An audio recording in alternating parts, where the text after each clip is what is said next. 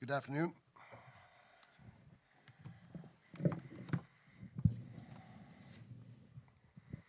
Good afternoon, everyone.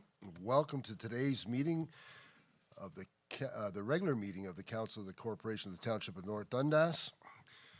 Moved by Councillor Annable, second by Councillor Lennox, that the meeting of the Council of the Corporation of the Township of North Dundas be hereby called to order at 4:30 p.m. All those in favor? Opposed, seeing none, that's carried.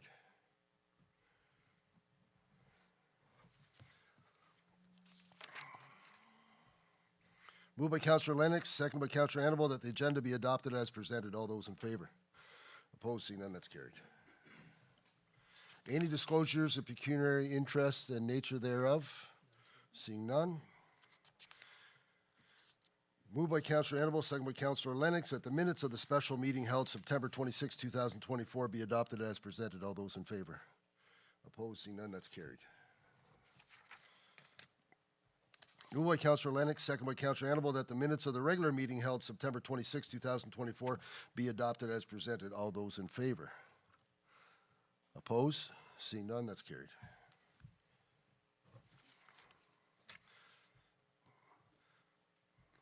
The meetings of, moved by Councillor Annable, second by Councillor Lennox, that the minutes of the special meeting held October 1, 2024 be adopted as presented. All those in favor? Opposed? Seeing none, that's carried.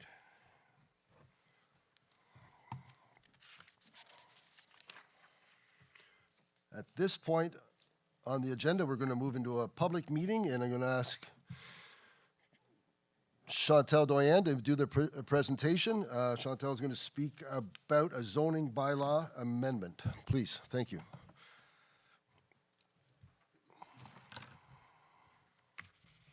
Thank you, Mayor Fraser. All right, good evening, Council. This evening we'll be discussing a zoning amendment, as you said, Mr. Mayor, so we'll get right into it.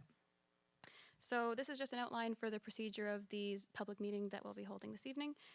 First, I'll go through the legal information related to the zoning amendment, and then I'll present the proposed amendment with public comments received to date, and then I'll hand it back to you, Mr. Mayor, for the question period. So this is a reminder that only specified persons as described here can have the right to appeal the decision of council as it pertains to the zoning amendment. And this is a brief reminder to council that the new provincial planning statement 2024 came into effect on October 20th, and so the policy and criteria described in this policy document are reflected in the planning report and presentation for this zoning amendment application. So the application being discussed this evening is to rezone a property from institutional special exception 2 to residential type 3 with a holding on it, so that would be R3-H. Zone to permit residential development. The lands subject to the amendment being discussed this evening are legally described as Plan 34, part of Blocks 3 and 4, former Village of Winchester, now the Township of North Dundas, County of Dundas, being Part 1 on Reference Plan 8R-5193, municipally known as 465 Ottawa Street, Winchester, Ontario. The notice of public meeting was provided by a sign posted on the property and by mail to property owners within 120 meters of the property on October 17th. As shown here, the existing use of the property is vacant land, and the proposed use considers residential development. Under the official plan, the property is designated residential district and currently zoned institutional special exception 2. The proposed zoning of the property is residential type 3, and the approximate size of the property is 3.2 acres or 1.3 hectares. The purpose of the amendment is to rezone the subject property from institutional special exception 2 to residential type 3 with a holding, so that would be R3-H. If approved, the amendment would permit the future development of a small subdivision comprised of single detached, semi-detached, and townhouse dwelling units. It is the opinion of staff that the amendment conforms with the new PPS as proposed residential type 3 zone would accommodate a range and mix of housing options, provide for an appropriate range and mix of housing options and densities to meet projected needs of current and future residents, and it is located within the settlement area, so this settlement area criteria focuses on growth and development. The amendment also conforms with the official plan policies and that support a full range of housing types and densities to meet future growth needs, is located within the urban settlement area, which comprise a mix and diversity of land uses and housing types, and supports a full range of low, medium, and high density housing options. The slide here depicts the current institutional special exception 2 zone extent on the property. And under zoning bylaw number 25-96, the existing institutional special exception zone 2 permits senior retirement residence in addition to the other uses permitted under the institutional zone. So that's the special exception 2 zone is specifically for retirement residents as it is currently today. So the draft site plan shown here was submitted with the zoning amendment application. It proposes a new street that extends east off of Ottawa Street. And the proposed future connections also consider a connection to the north, which you can see by that blue arrow at the top of the screen there. And that's just should future growth to the north ever be considered. The plan proposes up to 2 single detached dwelling lots. You can see those at the northeast corner of the property. It proposes up to 6 semi-detached lots along the northern boundary of the property and 2 townhouse blocks along the southern boundary comprising 4 and 5 dwelling units respectively. The southern boundary of the property borders the Henderson Creek municipal drain, and drainage would be a significant consideration should this property proceed to a plan of subdivision. Oops. Here is a higher scale aerial view of the surrounding context of the property showing the surrounding existing and proposed residential uses. You can see those to the west of the property and to the south there as well. And the proposed roadway that would extend off of Ottawa Street, connecting future development potentially to the north.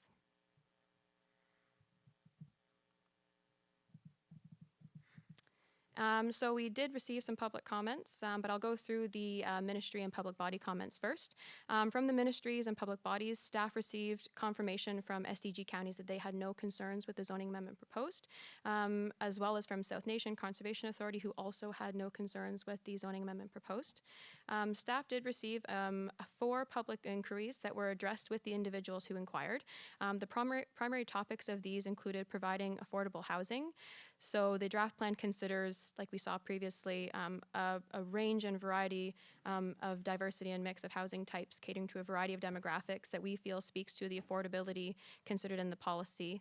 It also addresses the policy laid out in the provincial planning statement and official plan. At present, there are no policies that require minimum affordable dwelling units in development. However, provisions for a variety of housing types and styles are considered in the official plan and the provincial planning statement. And we do feel that this draft plan would meet those criteria. The uses permitted in the residential type 3 zone were also a popular inquiry that we received. So to clarify that, the residential type 3 zone permits single detached, semi-detached duplexes, townhouses, triplexes, fourplexes, and multiple dwelling unit houses. I will confirm that apartment buildings are not permitted in this zone. A question that was received regarding the extension of the sidewalk along Ottawa Street should future residential growth occur. And we are responding with that this is a county road, it's County Road 3. And so this would be considered through SDG counties should this plan go forward and that be a primary consideration. And we did receive additional questions relating to the layout of the proposed site plan, the alignment of the street, environmental impacts similar to that type of criteria, all of which would be addressed through a plan of subdivision should the zoning amendment be supported and the applicant choose to go ahead with considering a plan of subdivision for this particular property. All such questions would be considered and answered at that time as a part of the plan of subdivision. Additional comments there carried on from what I just noted. And now I'll pass it back to you, Mr. Mayor, for question period. Thank you, Chantal. Thanks for that presentation. At this point, I'm going to ask you, are there any questions or comments from members of the public that are here with us tonight? And if you do have a question or comment, please do come to, I'm guessing, the microphone here, Madam Clerk. The microphone between the 2 chairs. State your name and address so the clerk may record that. And at this point, I open up to questions, comments.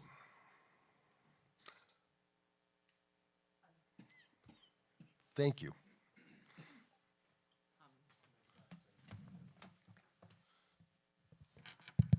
My name is Dawn Erickson, and I live at 464 Ottawa Street, so right across the street from this development. And I'm just wondering, when I look at the plan, this future, it says a connection will be required to go north. Is that zoned agriculture at this time? It's farm fields. Again, we would be going through a rezoning at that time if there was ever going to be future development there, taking away the farmland. So Through you, Mr. Mayor, to address your first question, that's correct. The property to the north is currently agricultural, and it is used as agricultural land. Should any future development be considered to the north, it's currently outside of the urban growth boundary. Okay. So we would have to consider expanding the boundary. Part of that would also be a rezoning for the property to make it residential, which would go through a process similar to this to accommodate any future potential residential growth. However, at this time, this connection is purely to support any growth to the north should it ever be considered. It's not going to be an actual access point or a road leading onto that property. It's just going to provide potential future access. Okay. Thank you. Thank you. Any further questions, comments related to the presentation from Ms. Doyen? Yes, sir. Mr. Erickson, and then the fellow at the back will be next. My name is Mike Erickson. I also live at 464 Ottawa Street, directly across from the proposed development. Two questions. I'm not sure if it was previously addressed, but assuming that there's been enough studies on this development, that there's enough water and sewage and infrastructure in place in the village to accommodate the extra load, the extra expansion? Do we have that? Through you, Mr. Mayor. So at this time, for the zoning amendment, this is purely to change the zoning of the property to support residential development on the property should that choose to proceed. We have no formal application at this time. However, if a formal plan of subdivision was considered and proposed for the property, as you can see on the draft plan here, that would be a part of the process that we would follow, be revising all of our allocation and criteria that would support this type of residential development to accommodate all the units, including water, sewer, and a variety of other topics. But that would all be considered thoroughly, and they would have to apply for allocation and such as well. And that's the information. And at that time, is that when we would address the ingress and egress of the subdivision in terms of the roads? Yes, exactly. So at that time, we review the entirety of the site plan, how the roadway is laid out, how the lots are laid out and dispersed. This is purely a draft plan, a concept put together by the applicant, but we would revise everything in thorough detail to ensure it fits with the community. Okay, and the local residents like us within 120 meters will be notified? Yes, so part of the plan of subdivision process, it's no longer a requirement under the Provincial Planning Statement and the Planning Act to hold formal public meetings. However, it is the decision of SDG counties and the Township of North Dundas that we would still like to go ahead with public meetings for plans of subdivision. So we will have a formal public meeting. You will receive notice by mail, again, the 120-meter radius, so you would receive it. And we would have a public information session where the public could come and sit down and hear the information about the subdivision proposed and how it's going to be laid out and share voice any concerns that you may have at that time. Okay, thank you. Thank you. Yes, sir.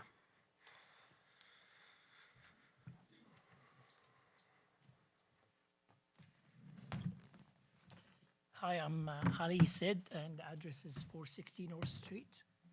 So it's across the street from the property, and I have 3 questions. Do you know the timeline for this, if this proposed amendment would pass?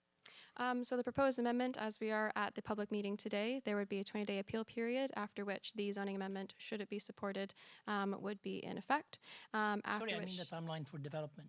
After which time the applicant would be free to come forward with a plan of subdivision, and that is a pretty liberal timeline. They'd have to submit the application, it would be reviewed internally, provide any comments, and we'd come to a site plan that we're in agreement with.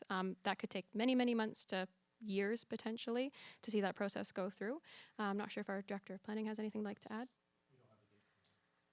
No date at this time. Okay. And then if this is to go through, who does it benefit? Like in your phase 1, if you would call it, are you the developer? Oh, sorry. In phase 1, it attracted people like from Ottawa because of the affordability in Ottawa. Is this meant for locals, like for rentals, or for locals to own it, or it's meant to attract people from outside of North Dundas? That is purely at the discretion of the developers, how they'd like to see the property developed. We, of course, as the township, do support having a variety of housing types and options that accommodate our community as it exists today. That can mean inviting community from Ottawa area who would like to live in the area here in Winchester. But primarily our concerns are ensuring development is consistent with how we'd like to see development occur here in Winchester and North Dundas and supporting our community. Okay, so I guess the third question would be like far in the future, like the plan for building it, would it be like sold as lots and would be different builders, or it would be the developer building it? That would be up to the developer. Okay, right, thank you. If I may jump in, whenever you ask about the timeline, sir, we have properties that we've been, Calvin and I have been, for this is in our second term together working on this, maybe almost our third. I believe it's our third term, that working on certain properties. So it does take a number of years for some properties because it's all in the hands of the developer and the developer's timeline. We don't hold a carrot, we don't hold the stick as to ensure that what they have purchased is developed in a timely fashion. They have their own challenges. So it's outside of our control, as much as we'd like to see things proceed at a fairly quick pace, but it's outside of our control. And as for who buys what, if there's houses for sale in Winchester and you live in Winchester, you want to buy them, there you go. Thanks. Sorry, Calvin, but then we has your hand. Thank you for your questions. Any other questions, comments from members of the public? Questions, comments from members of council?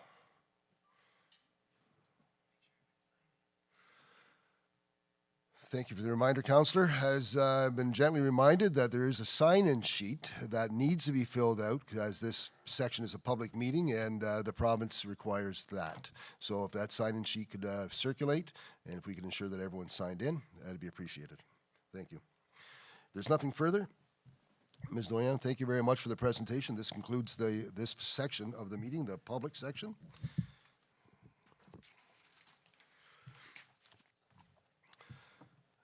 And at this point, I'm going to move into the bylaw concerning this, and Mr. Pohl.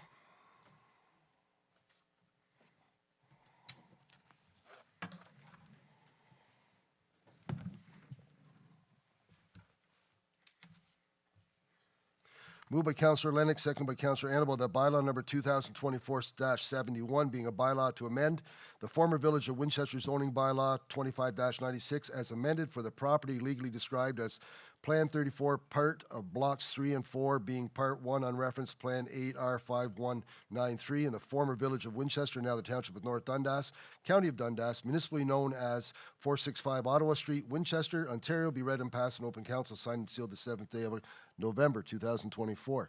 Mr. Pohl. Thank you, Mayor Fraser. So this brings the bylaw before council for approval.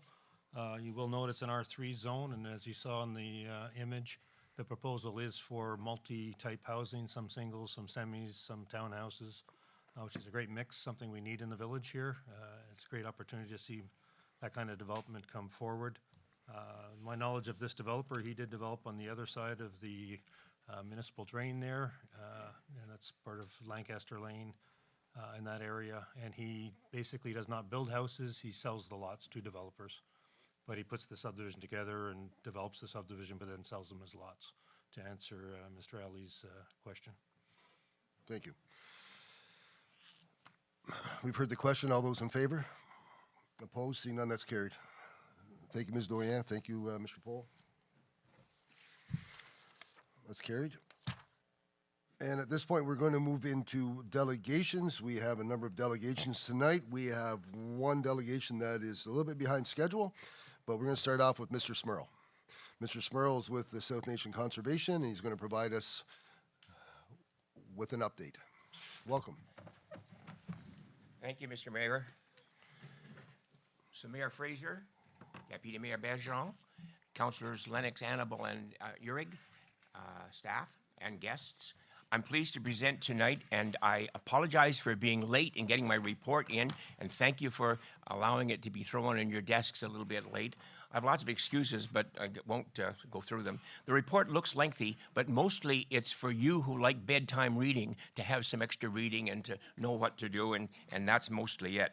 So, number one, the SNCA General Levy for 2025 is on page 3. And if you flip over to that, the levies are listed at the bottom, and the general levy is always based on the City of Ottawa. City of Ottawa's assessment is about 80% of the total of the dollars that comes into South Nation, and the other 15 municipalities have the other 20, give or take, percent. So it's based on that. Some of this stuff, information you have in front of you says draft, and that's because it was from my package at the last meeting. This was approved at the last meeting, and the staff was instructed to construct the budget information and present it at the November meeting. And the usual has been that this is presented at the November meeting, debated, and then approved in principle, and then sent out to municipalities to review, and then we would approve it finally in December or at the latest January. So looking quickly at page 3, it's listed, that was the page that was on my information. And there are some extra levies for the City of Ottawa, and that's 1, 2, 3, and 4 for 200, 250, and 47,000, and they pay them directly, and they're used in the City of Ottawa.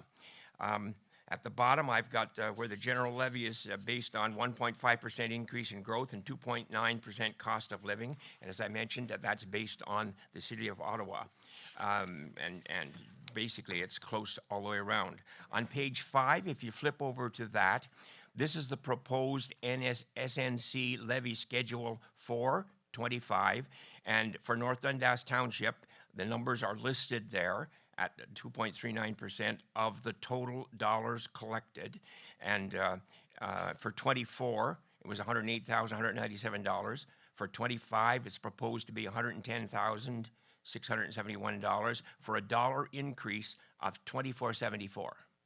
And the capital levy for North Dundas in 24 was $12.19. In 25, it's suggested at $47.74 for a total dollar change of $3,555, and that's the 2.39%. So that was approved at the last council meeting, and as I mentioned, the staff was instructed to come back to our November meeting, 2 weeks from now, and have the budget proposed, pushed out, explained, and given to us, and then there would be some debating time and some time for us to look at it and approve it generally, and then it would go to each of you and come back for approval at the December meeting, almost for sure. It was left to January a couple of times, but usually when it's left to January, that's because it follows the election. So the year that you're elected, it's usually left an extra month. And so, yeah, because you're just coming in and you're not going to have seen much of it. Secondly, number 2, the approved fee schedule, and that's the fee schedule that South Nation charges for different things they do. And that's your second page in, and it's the South Nation Conservation Fee Schedule, and it just lists the different schedules that are there. Now, I didn't try to include the package because it's about 20 pages, and it has all the dollar values, etc. Those are based on what the ministry says we should consider, and there was a hold on that for a couple of years, but I think it's removed now. And it's also based on interaction with each of the municipalities so that on each of the authorities, so that the amount charged is basically the same for every authority. In other words, if you live in one area or another, it's not a different amount. So that's that bit of information. So, Mr. Mayor, that's the main part of my report. Are there any questions or comments on that? Thank you, Mr. Smurl, for your that section of your report. Questions, comments? No, sir. Do you have something else you'd like to speak on? I've added a number 3, and in consultation with yourself, I wanted to compliment the staff on the super job they do in assisting us getting ready. And now I'm speaking, by the way, as chair of the Morwood Cenotaph Committee, the Remembrance Day service. I better get it straight. And so the staff is wonderful in helping us prepare and follow through on all of our requests. And last year, there was a multi-page report that I had to fill in and request. And of course, I get a stamped copy, duly signed, that I have to keep with me during the Memorial Day, the Remembrance Remembrance Day. Well, this year it was suggested I should do the same thing, but a couple of staffers said, well, look, we know what it's been, we know what it's going to be. It's going to be the same as before, so you don't have to fill in all those application forms this time. And because of that, in speaking with the mayor briefly, I'm requesting that from this time forward, council have some kind of a motion or whatever is needed, or a bylaw, whatever is needed, so that each year the staff would just be able to prepare the road closures, the getting the barricades out, talking with the fire department about stopping traffic for the hour when we stop traffic on counties road 7 and 13. And so it's just a report to ask that you consider helping us in the future as you did this year. Well, thank you. Questions, comments? Councillor Lennox. Is council comfortable with doing on-spot motion support Mr. Spurl's request? Or would you like to wait till the next council? I think we can speak on it in principle at this point, Councillor Lennox, if you like. All right, yeah, in principle, I support it. It's the same thing going forward. And we do this out of respect for the fallen. And I would support it should a motion come forward. Thank you. Further comments, Councillor Urick? I'll say any opportunity to get bureaucracy out of the way, I will take. So absolutely. Mr. Mayor, will you need anything more from me before the next meeting, or is this sufficient? I think that will be sufficient. I'm sure we'll bump into each other very shortly, but to Councillor Lennox's thoughts, we'll be seeing stuff involving your concerns as we progress through tonight's agenda, and we are always looking forward to getting rid of some red tape, as Doug Ford had promised years ago, and we're making the efforts here in North Dundas. So the clerk has been keeping me apprised of some of the processes that she's going through, and there's progress being made. Thank you very much. Appreciate Thank you for your comments. presentation, and I look forward to seeing you on November 11th. So I'm finished. Yes, you're done. I do believe you're done. Thank you.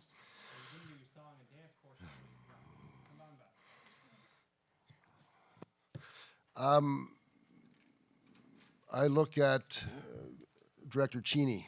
Are we ready to present? Please, if you have someone with you.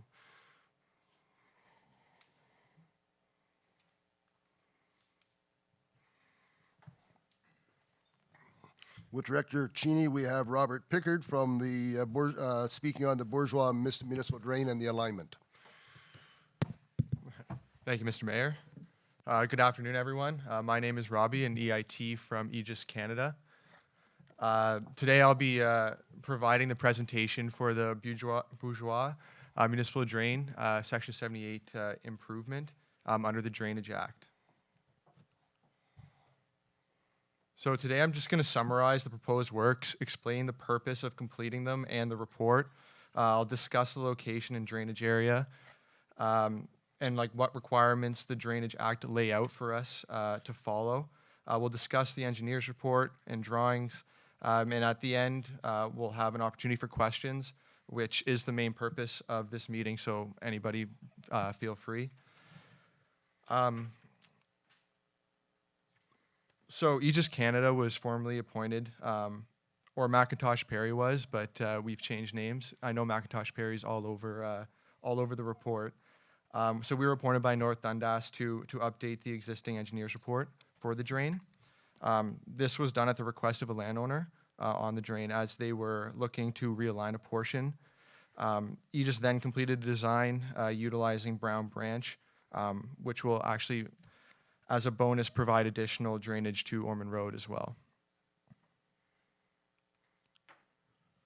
So the purpose of the report was to ensure that the new channels were sized properly, to ensure the mitigation of environmental impacts, and to provide any further necessary updates to the previously governing report, which was from 1974.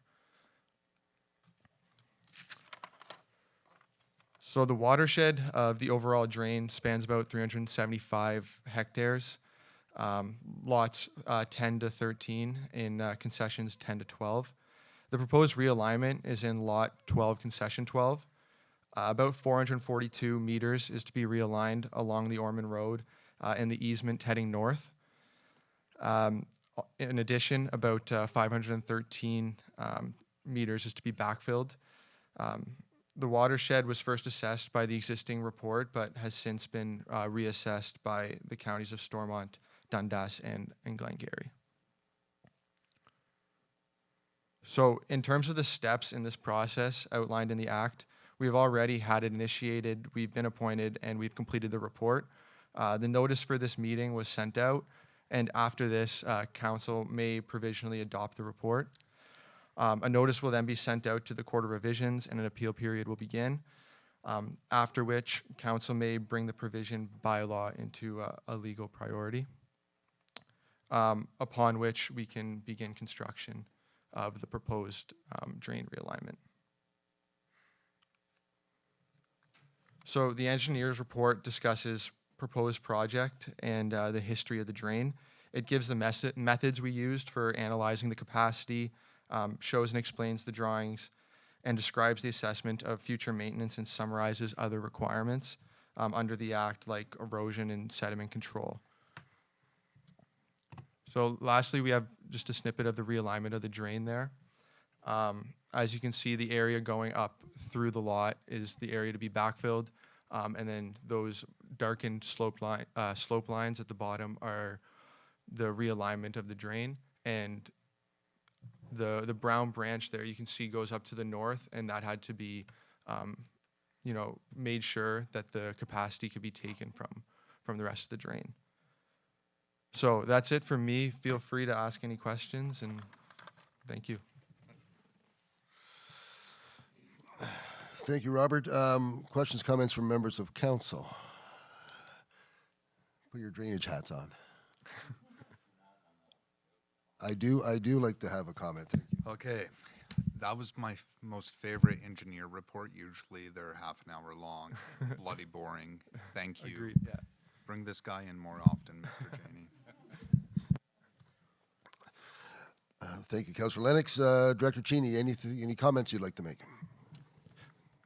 Thank you, Mayor Fraser. No, I don't have any comments. Everything's all in order. The project's ready to go forward, so we just need to adopt a bylaw and we'll go forward with the project. Perfect. Thank you very much. Thank you. Not here yet.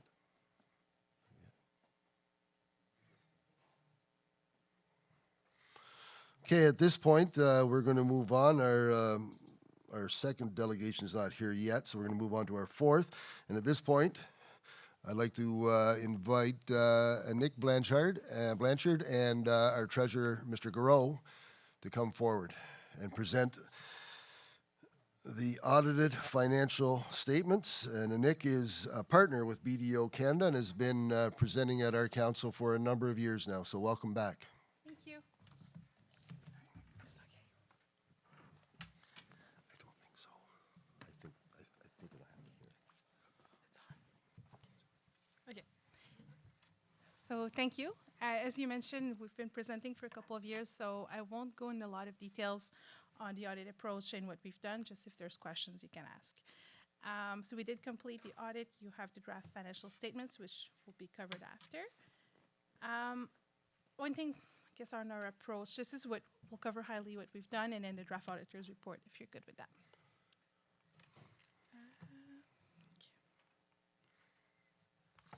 And I'll use my version here because that's a bit small.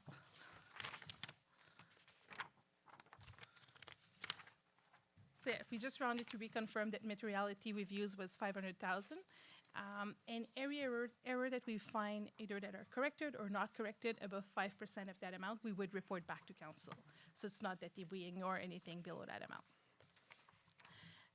So at this point, the audit is completed. You have the draft auditor's report. Assuming council approves tonight, we'll be able to finalize the financial statements as presented. This slide, basically our audit is risk-based audit approach. We have significant risks and moderate risks within the audit. The ones we've identified here are only the significant risks. because those are the only ones that we need to report back to council. Revenue recognition, that's one that's present for all audits. So we test a sample of transactions, including taxes receivable. So there's no error or inconsistencies that we found.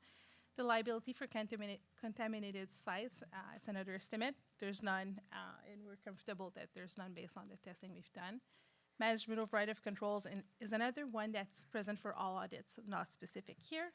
And how we address it is review of journal entries, the test, unpredictability test. Again, no errors or nothing to report back.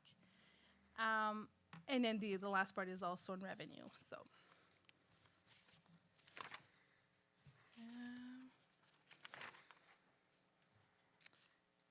So this covers the appendix, which we'll cover after. Can skip a couple of pages, or basically more information on the audit approach, which you've seen a number of times.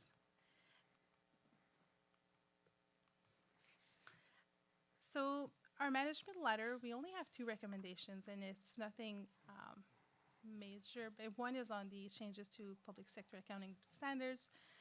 The first one being on asset retirement obligation. It was a standard that was required to be adopted in 2023.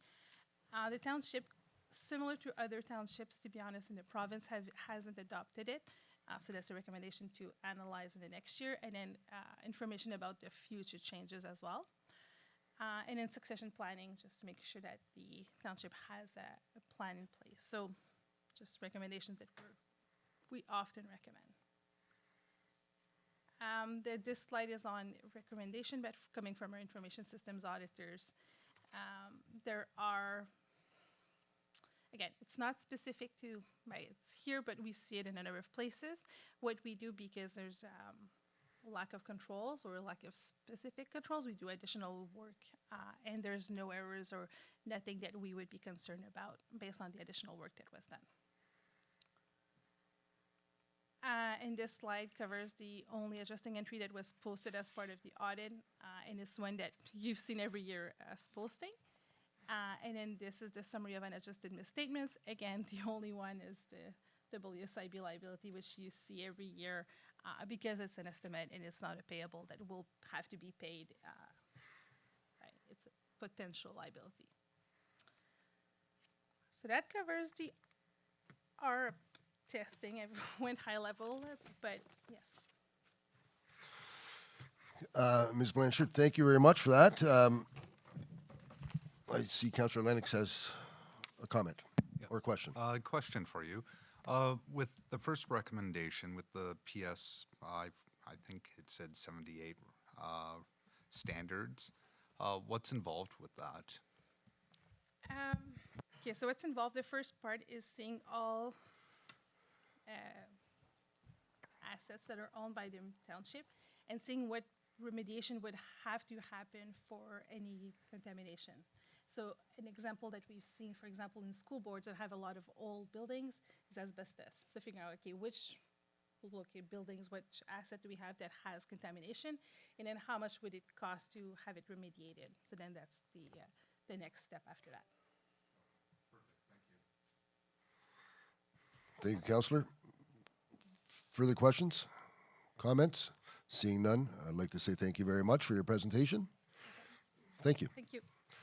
And at this point, we have a resolution in front of us, moved by Councillor Annabelle, second by Councillor Lennox, that Council receive the 2023 financial statements for the Corporation of the Township of North Dundas as presented by BDO LLP, Chartered Professional Accountants.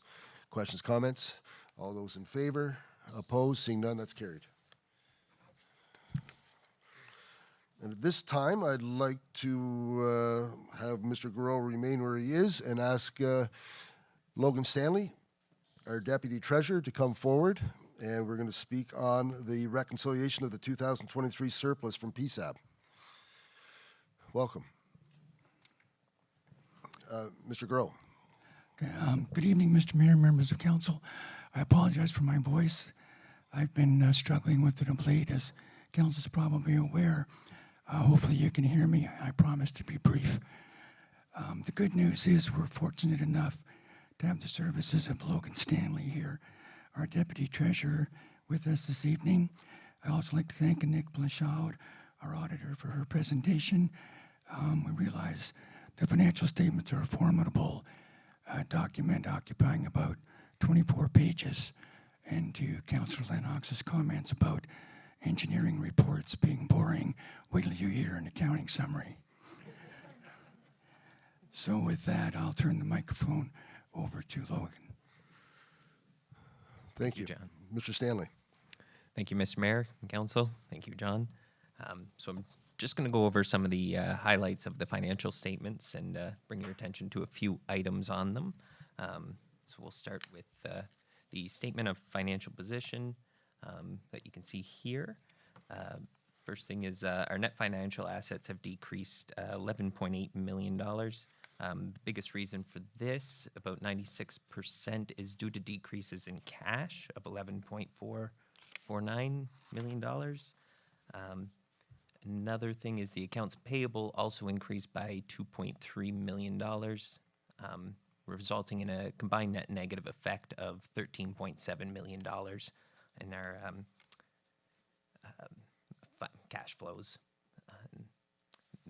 Biggest reason for this can be seen in the statement of changes in net financial assets that you can see here. It was mostly due to a significant investment in tangible capital assets. We spent $18.2 million in TCAs in 2023. Approximately 85% of these investments were just a handful of projects, accounting for $15.4 million.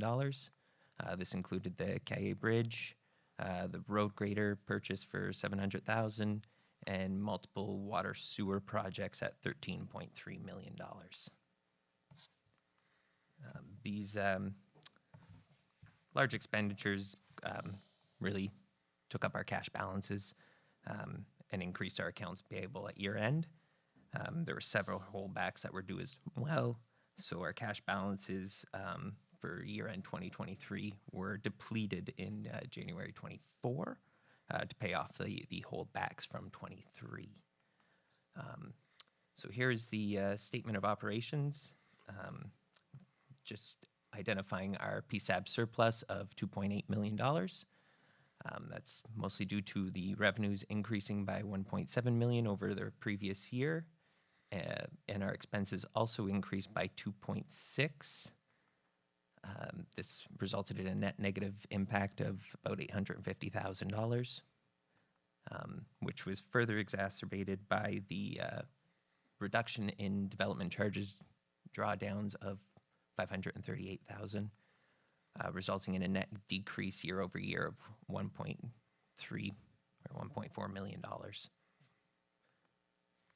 So that was kind of the big numbers in the financial statements I want to bring your attention to. Now for the reconciliation of the surplus, it would come as no surprise to our council that every year there is a difference between the PSAB surplus and the budgeted surplus. As you can see from the auditor's report, there were significant differences again this year. Since 2009, Section 3150 of the Public Sector Accounting Board Handbook, which is PSAB, has required municipalities to record the cost of tangible capital assets and related amortization expenses in their annual financial statements. However, these accounting standards do not require that budgets be prepared on the same basis. Property tax rates are determined on a cash basis and exclude costs for non-cash transactions, such as amortization.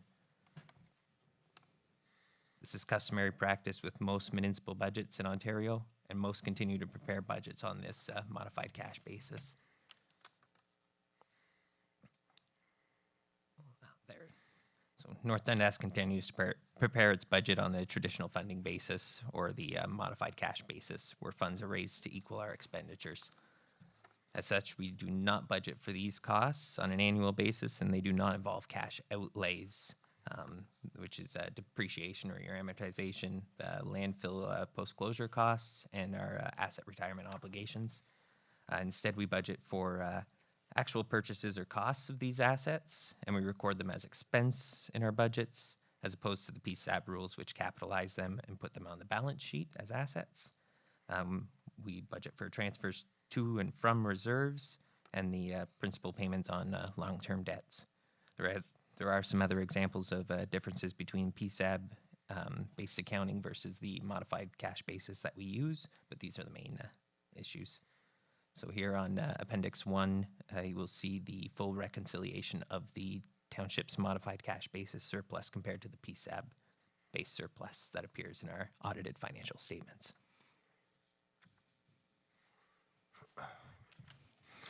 Thank you, Mr. Stanley. Questions, comments? Deputy Mayor Bergeron. Okay, my only comment is on the capital asset, the big expense of about $13 million, which is water and sewer. And if I will put my view on that, then you can correct me if I'm wrong. That was money that water and sewer borrowed from the township to get those projects done because they needed to be done. But that money with time is supposed to go back to the township because the people who use the water and sewer are the people who actually eventually have to pay for those repairs, maintenance, and upgrades. So just so that, you know, if anyone in the public all of a sudden sees, oh my gosh, we spent $13 million, came out of our bank account. It's I think you've been waiting, you've been approved for a loan, but you've been waiting for the interest rates to go down, which they are doing, so that is saving us actually lots of money on the long run. Yes, That's my comment on that part. yes, and that Thank you, Deputy Mayor. And Mr. Stanley, if you would like to elaborate on the Deputy Mayor's comment. Thank you. Yes, that is correct. We have been approved for some loans. We've taken out some of the money to finance those projects, and we are waiting for the interest rates to drop further to lock in those loans. Thank you. Further questions, comments? Mr. Stanley, thank you very much for the presentation. Mr. Groh, thank you very much for the introductions. I look around the room, Madam Clerk.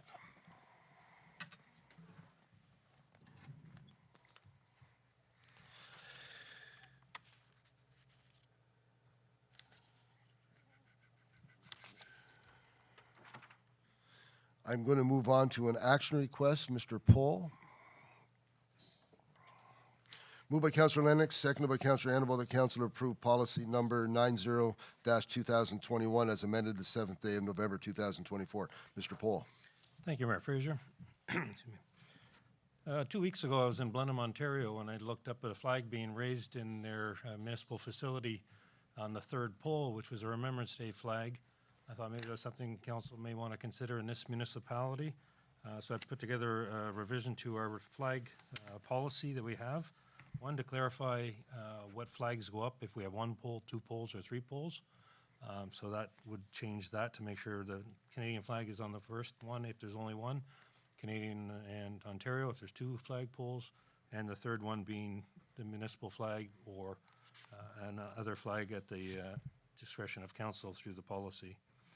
So what I've looked at is to ask council if they'd be interested in putting up a Remembrance Day flag, coinciding at the same time as we do the poppy campaign that occurs here in the village.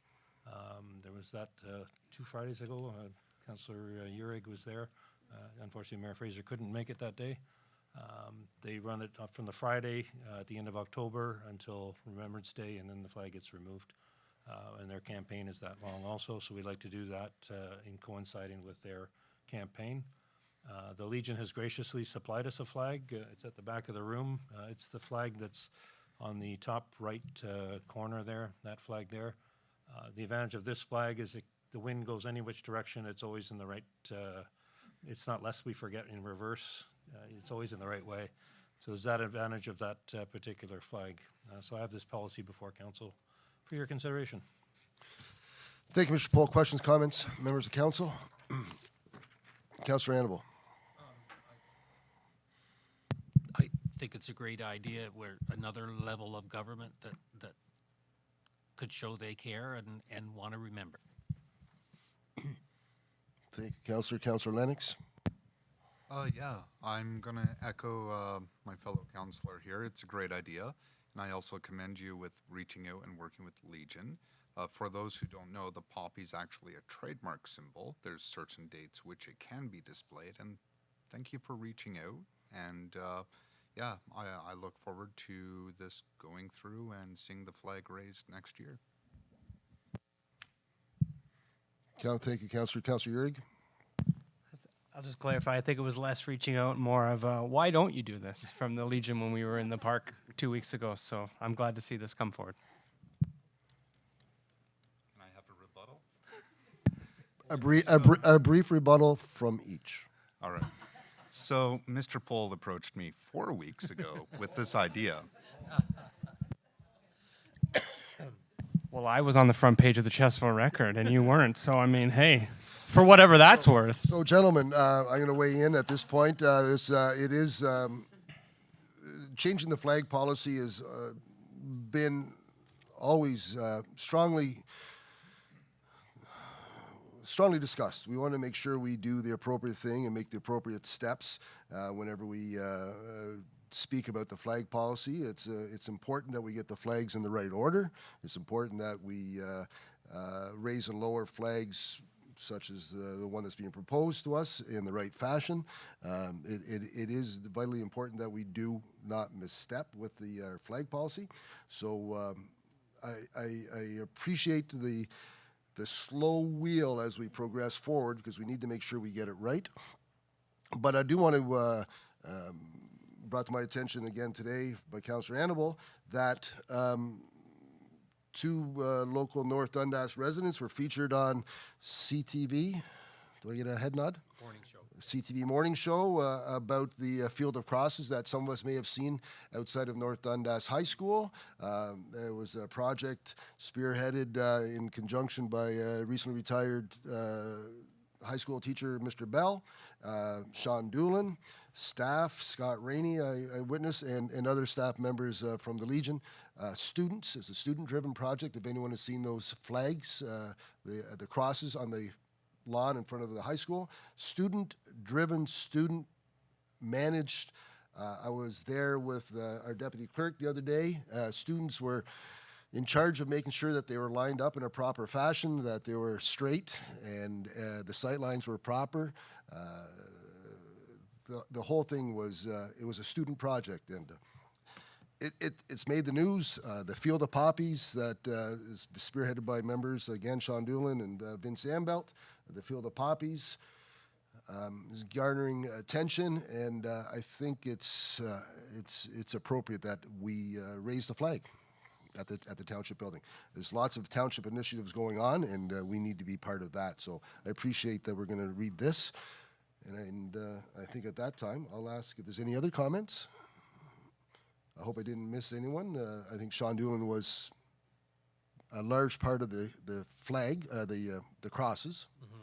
He was a big champion of that, as well as the poppies. So I'll read it again if it's okay. Moved by Councillor Lennox, second by Councillor Annable, that Council approve policy 90-2021 as amended the 7th day of November 2024. All those in favor? And opposed? See none. That's carried. And I do believe, to Councillor Lennox's thoughts, that the flag will probably go up tomorrow morning. That's right. Is that correct? Amenable? Okay.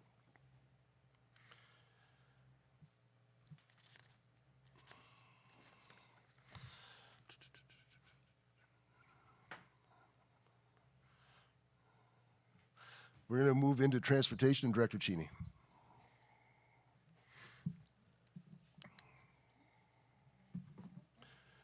No, it's,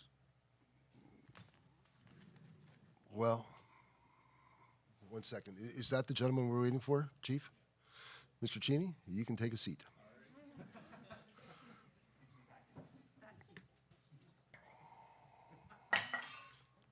We're going to move on to our delegation.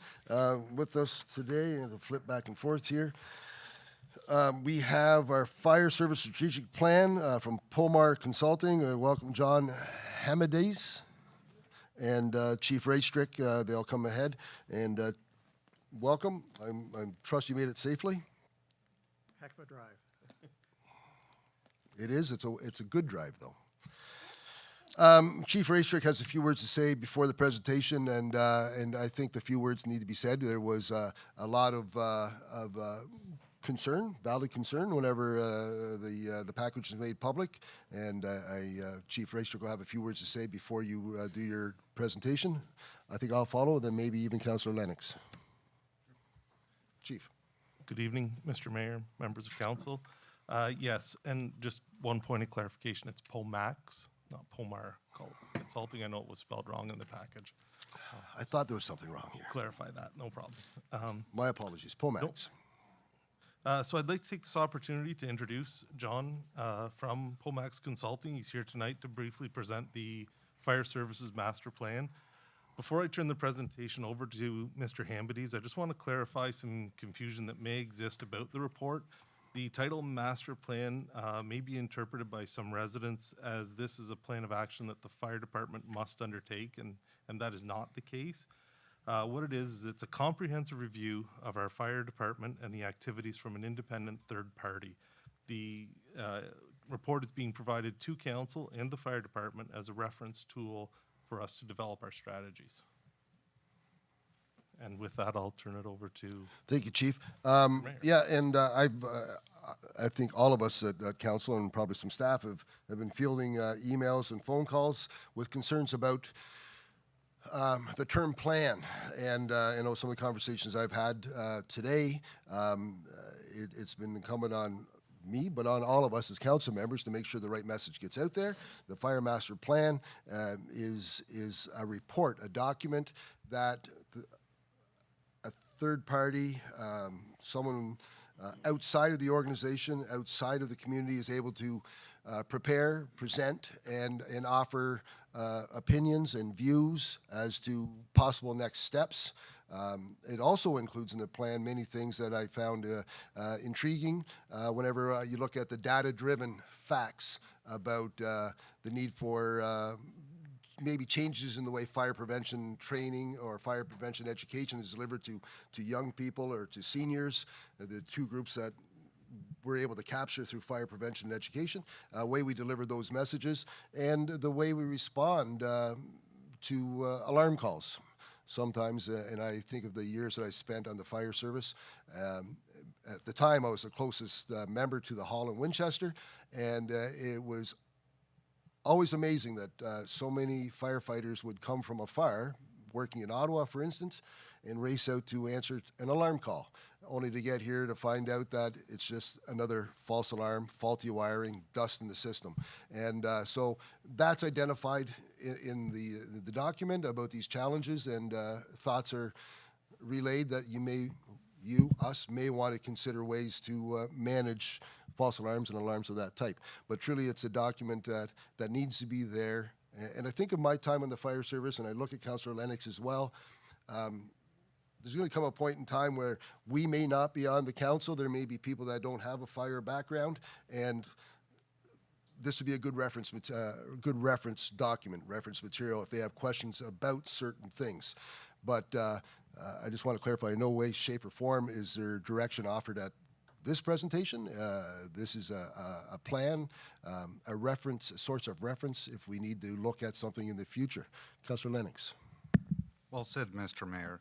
I'm going to echo what you said, and this is recommendations. What's another word for recommendations? Ideas. Do we support all ideas?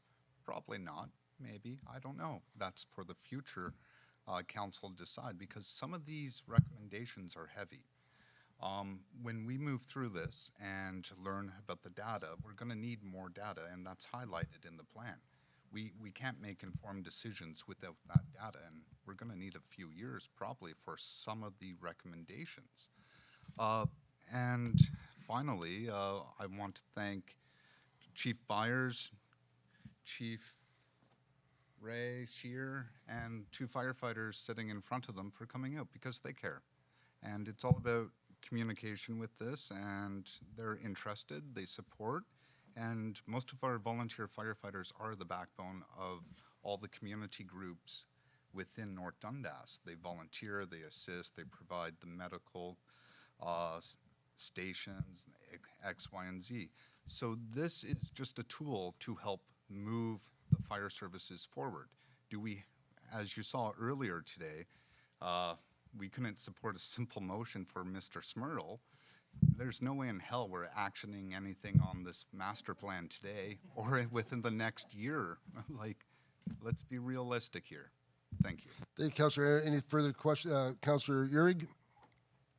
I mean, honestly, it's just piggybacking what's already been said, but I will say I had many good conversations today. And when people actually decided to return to reality, escape the echo chamber of social media, they understood that this is recommendations. And I mean, quite frankly, some of the conversations that were taking place that I was made aware of were shameful. And certainly a local business with quite a reputation jumping into this completely misinformed was shameful. And anybody who partook in that really embarrassed themselves. So I'm glad to see that there is enough people here this evening that want to learn more and understand that these are recommendations. And to Councillor Lennox's point and to the Mayor's point, do we take any of them? Maybe. Do we take all of them? Very unlikely. Okay. Councillor Annable? Just that I want to agree with my two cohorts here. People picked up on something that wasn't true or correct in facts, and it's just snowballed.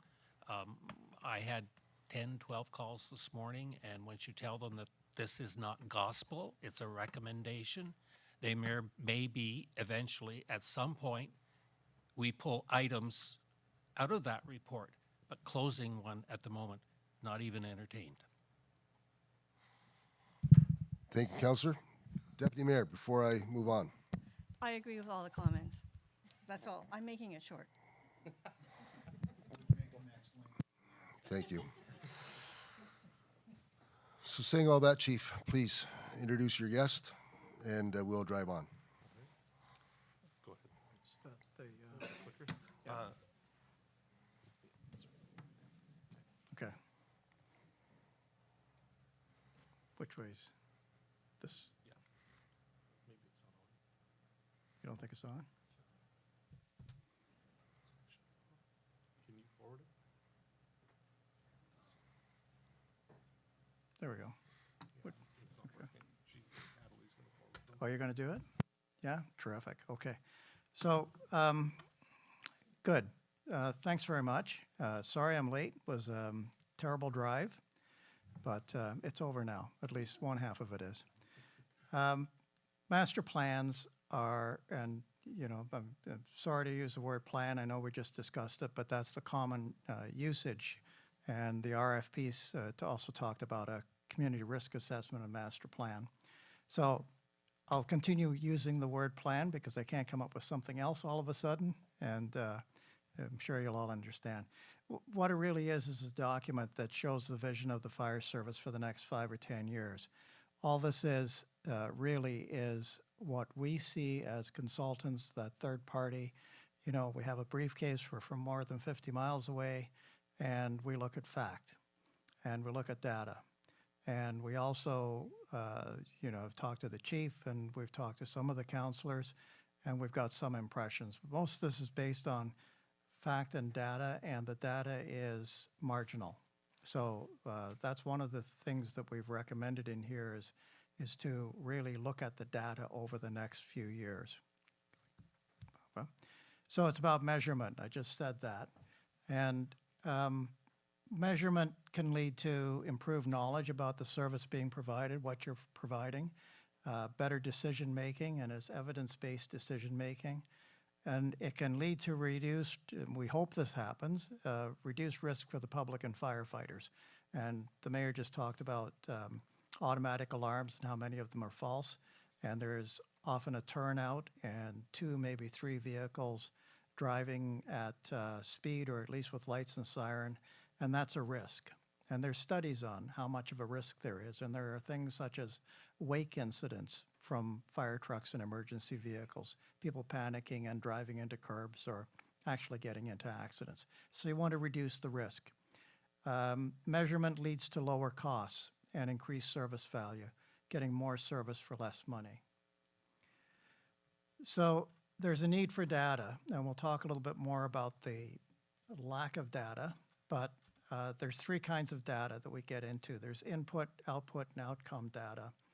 And input data are things like the assets and resources. So you've got fire stations, firefighters, fire management, trucks, turnout gear, all sorts of equipment. That's the input that you put into the fire service. And then there's the output data, and this is often measured against, you've heard of National Fire Protection Association standards, and it's things like how quickly do the firefighters turn out, get on the road, what's the response time, how many firefighters are responding. And input data is almost always gathered. Output data is often gathered, although there's a bit of a shortage for North Dundas. What isn't measured is outcome data. In other words, 15 firefighters turned out, or 5 firefighters turned out in 2 trucks, and they got to the scene of something. What did they do there? And how necessary was it for them to be there? And what services did they provide? And are those services the service that the municipality, the elected officials, and the electorate want them to provide? How much is it costing you? And we'll get into that a little bit more. Sorry, just one more thing if we pop back there. It's rarely gathered. North America-wide, you can't find outcome data. So what's happening is services being provided, but the service is not measured. Okay, the value is not measured. And what we get into is a euphemism called time-honored activity, and this is not mine. This is from the CFAI, Center for Fire Accreditation International. And what happens is there's an operation and response of fire services that continue as they did years ago, when there were things like 50 fires a year or 60 fires a year. Now, we're talking about 50 or 60 years ago, but in fact, that's still what happens in fire services. There's turnout for emergencies, and the outcome isn't measured. So the fire services, I'm talking generally, continue to do what they've done for many years. And fires have declined like that. Population has gone up in many places. Buildings gone up. There's a decline in fires, but we're still doing the same thing in fire services. So you can't read this, unfortunately.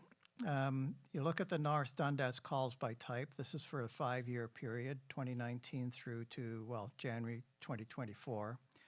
I think that says that there's 8 or 9 types of service that make up 50% of the call volume, and 18 call types make up 80% of the call time value. It's a Pareto chart. You see down at number, I think probably 17 or so, there's structure fires, sorry. Almost the third orange bar from the end are structure fires.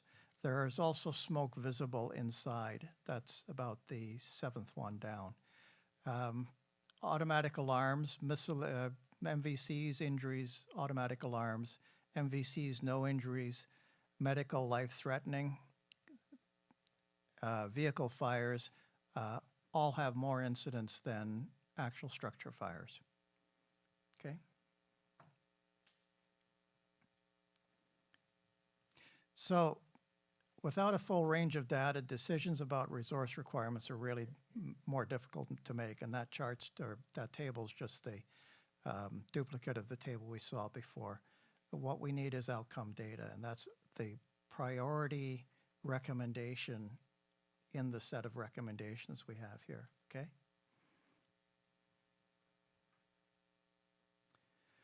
So there's data limitations for North Dundas.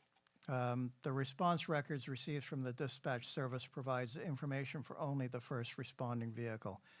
There's no information about other vehicles responding. So in many cases, it could be 3, 4, 5, sometimes even more than that, Chief, when you need help responding, and there's no data for those vehicles. How many people turned out? How long did it take to get there? What did they do when they get there, and so on.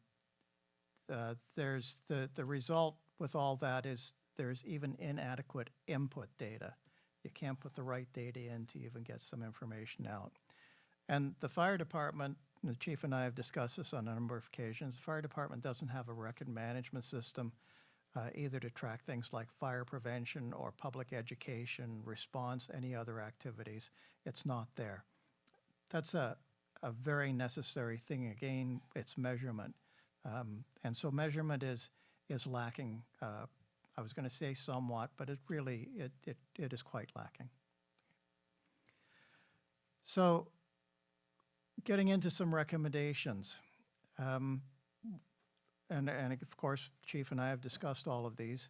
When it comes time to renegotiate dispatch services, what the municipality should do is include in the contract the requirement for the dispatch service to track all activity, all movement of all vehicles, and provide those records to the fire department in an Excel format. Right now, they get it in PDF, sort of emailed one at a time. It's just, it's a lot of work to transpose those things because it's like copying by hand. And so it's very easy to provide the information in an Excel format, and it's easy to provide it for every vehicle.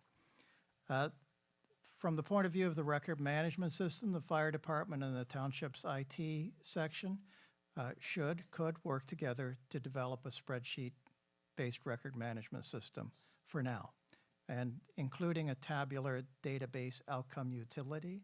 Not many people understand that.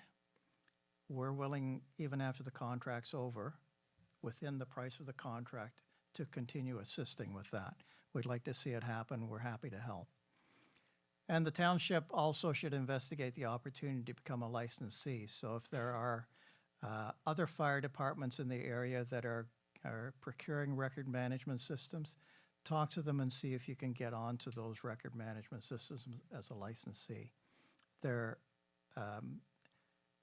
I'm going to say that they're not terribly expensive if you get in as a partner. However, the prices sometimes still shock people, but I was quite surprised at the economy of them. So here we get into the fire stations, and again, this is data. This is facts that we have based on what we have. Some stations respond to very few time-critical incidents. There are very few incidents where minutes make a difference, and almost no incidents where seconds make a difference, although we've got used to that terminology over years. So from January 2019 to the end of 2023, Morwood responded to one structure fire in its primary response area. Chesterville averaged a structure fire every 6 months, and South Mountain Station every 8.6 months on average. So looking at this a different way, most communities would not establish a fire station if there wasn't one there based on low instances of occurrences. It would be like me being here and saying to you, Morwood has only had one fire in 5 years or 6 months or 8.6 months. We think you should establish a fire station and put 2 trucks out there and establish a volunteer fire station personnel and buy equipment for them and maintain it. And the cost of that will probably start at around $3 million for the first capital expense.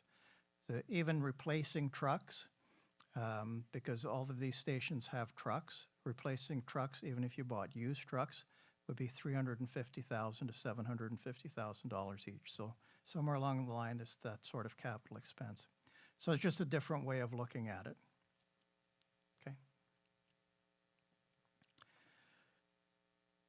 It's for these reasons that we've recommended closing the Morwood station. Now, the timing, process of decommissioning, whatever you decide to do, we haven't put a timeline on that. That's up to you to consider. And if you do decide to proceed with it, whenever that decision is made is going to be up to the chief and up to council and the municipality. We've suggested maintaining the Chesterville station for the next 2 years while sufficient data is collected to decide whether the building should remain open and the fire service from that location should continue. And consider closing the South Mountain Fire Hall and serving the area from the mountain station. That could be done quite readily without very much impact, or actually with no impact.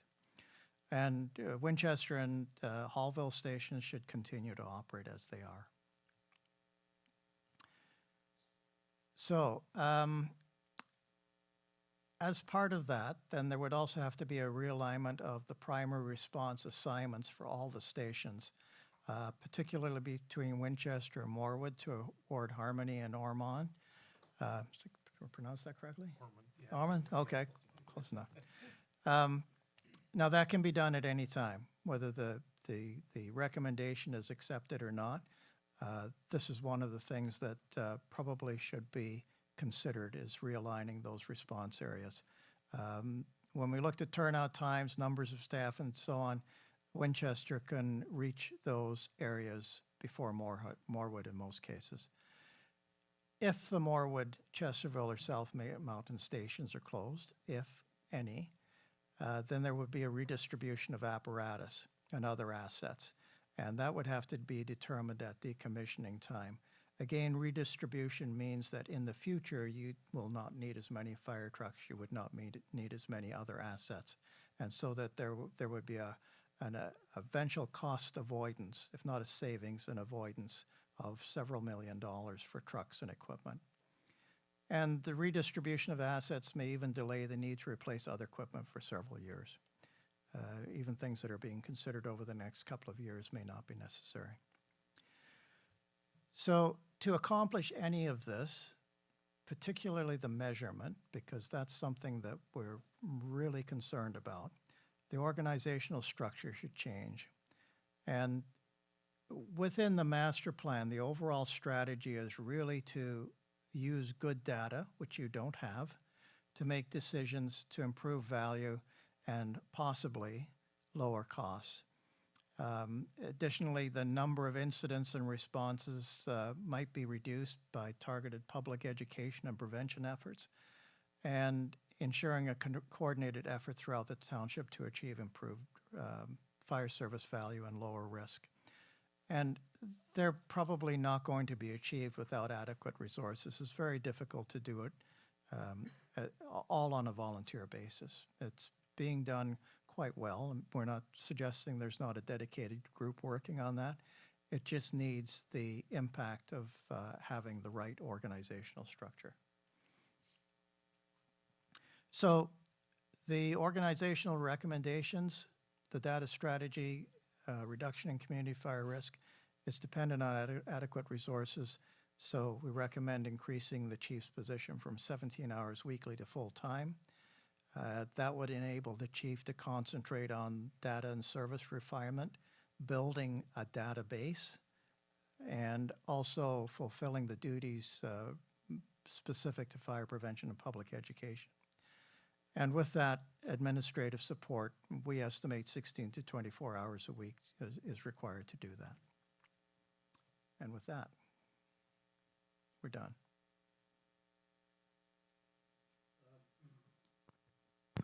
Thank you, Mr. Hamadiz. Did I say that correctly? It's close enough. Thank you. Thank you. I appreciate that. Thank you for the presentation. And thank you for outlining some of the things. And I reflect back to and I got on the fire department in 1995. And I got back in 95, and some of the challenges that we faced then, we continue to face. And I think to the days when I used to sit, I think in the boardroom and have discussions with the OFM when I was deputy chief at the Winchester Hall, and talk about data and recording and templates and support, and that's been a cry for years, that we can get a better handle on record keeping and seek support from the OFM and now the OFM-EM. So my question is related to that idea of templates and support and documentation. You mentioned the need for better data collection, and that's understandable. Do you have a template of what better data collection would require, or what would ensure that there's better data collection? Or do we need to seek it out? And you talk about going to externals, but do you have recommendation as to what one may be the best type of data collection for a community such as ours? There is no such commercial thing in North America. And we've researched this extensively. We've actually even researched it in Europe, and there's no commercial outcome data collection either. However, you, as the fire department, are already collecting the data in the form of officers' notes, except they're written out, keyed out. Information is there. It varies a little bit because it's different people writing it. It's not in a database. In other words, it can't be used. You would have to go to every incident and look up each one individually. And you can't look at trends because it's not in a relational database. IT people, I think, would find this pretty elementary, but it's hard for most of us to understand what the requirements are. So do we have a template? We have a template which says, here's the information you should gather. To build it requires a little bit of progressive work. It's not something that has to be done all at once. It can be progressive over the next couple of years, and it can quite easily, for a fire service of this size, can be accomplished in Excel, using SharePoint and Excel. So it's very possible. It does take an understanding of what it is that needs to be put into the system. Right. And before I pass it on to others, I just want to take I think of the time whenever we first started recording stuff, the statistical report, SIRs, that the OFM wanted to collect so they could tell us how well we're doing or how well we're not doing. And whenever I see MVC with injuries, I'm just wondering if the chief could remind me, whenever we see an MVC with injury recorded, is that what dispatches it out as? But that's not on the data outcome. That's based on data input. Am I correct? Yes, that's correct, Mr. Mayor. What we see when we get a page is MVC or MVC with injuries. Typically, that is from the 911 dispatcher that they have given to Ottawa Fire Dispatch to give to us. So if they can confirm that there are injuries or perhaps extrication required, they will give us those notes. And then, of course, further updates as we get on the radio and speak to them in person. Okay, thank you. Councillor Lennox? Yeah, sure. I got a question for you. During the output, you mentioned you were more focused on qualitative data being captured. How would you suggest to measure that qualitative data vice the input where it's quantitative?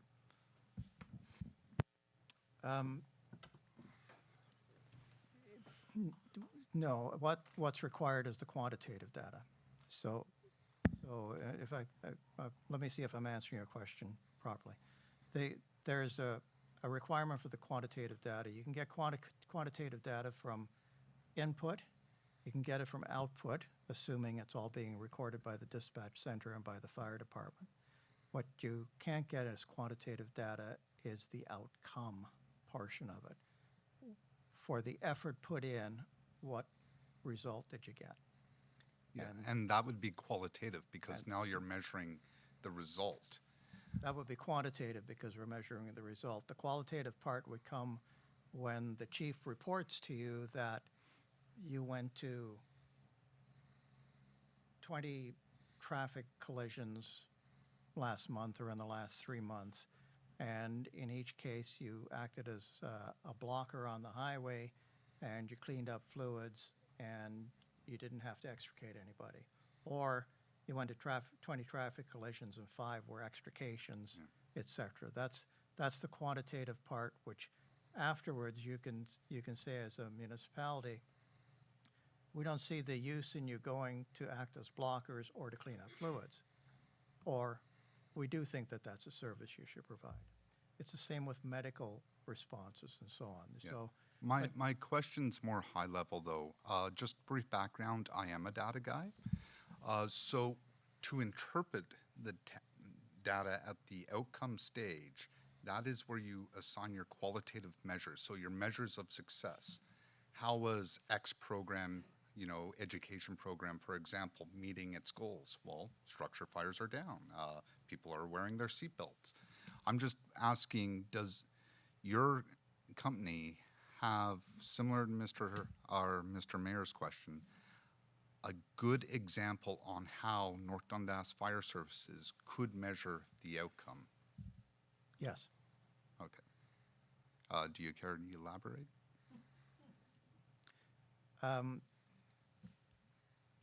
Yeah.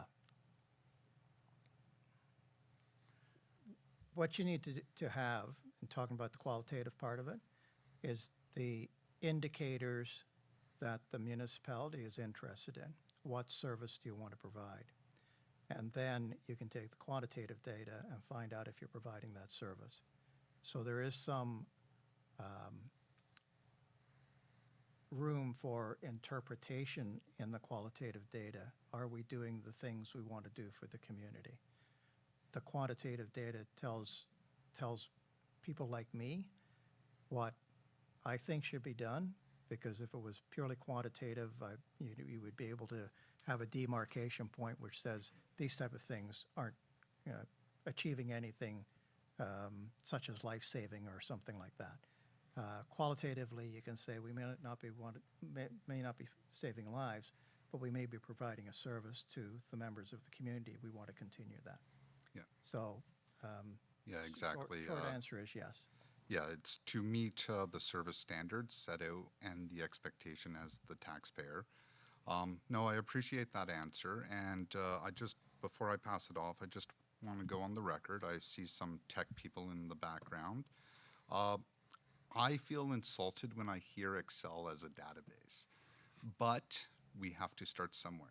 And the good thing about Excel is you can import it into Microsoft Access, or you can generate some SQL scripts and VBA and export it into a proper program. So there are long-term options. Thank you, Councillor. Further questions, comments? Councillor Urick? I will say, first of all, I appreciate this presentation. I appreciate kind of, the roadmap being charted, so to speak, for this municipality. I do think you can understand how some of what's been recommended does seem like incredibly nuclear options based on, the structure as current and as people expect.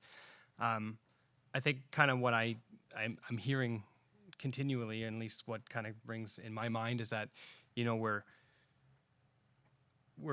chugging along, but we're not chugging along in the know as much as we should be in terms of data and data collection and data on hand. And I think that kind of, again, before any sort of key critical decisions are made, I think that is where we need to focus our efforts most and first and foremost, to improve that and, to move forward in better fashion, I guess, is kind of what I'm thinking is, on one hand, we're saying we don't have good data. On the other hand, we're saying we should close fire stations. Well, let's find the middle ground here and, go forward in confidence with the proper data. Thank you, Councillor.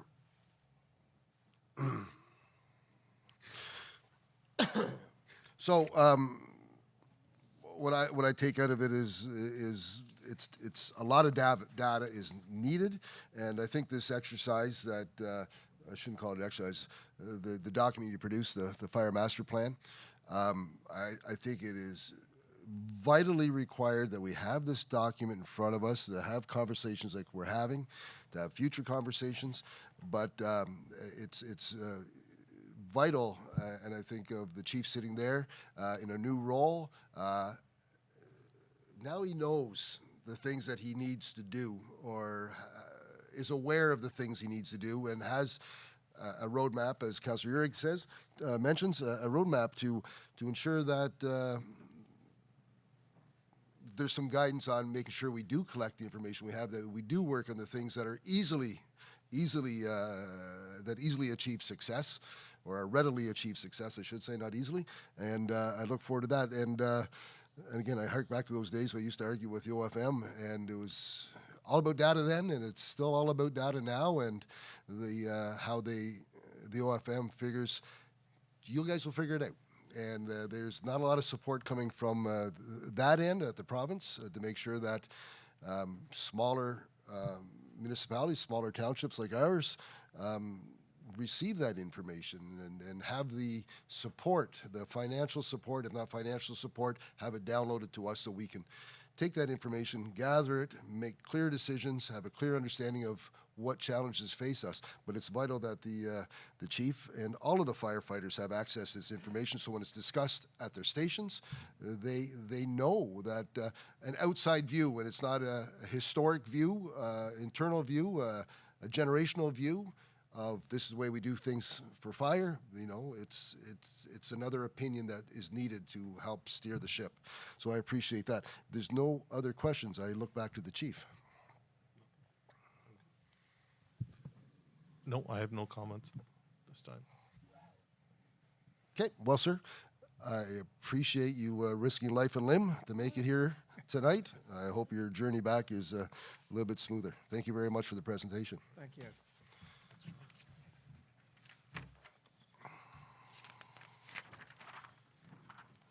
At this point, I'm going to call upon Director Cheney once again.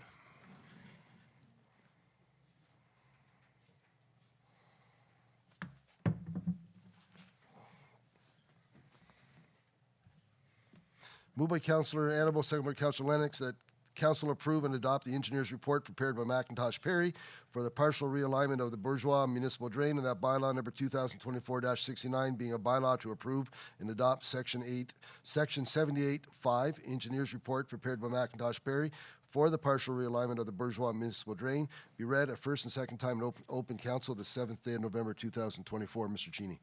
Thank you, Mayor Fraser, members of council. We heard Mr. Pickard tonight with his engineer's report. Basically, my report just doubles what he says, so it's in front of council there for their decision on whether they want to pass it tonight or not. Thank you. Questions, comments? Seeing none, all those in favor? Opposed, seeing none, that's carried.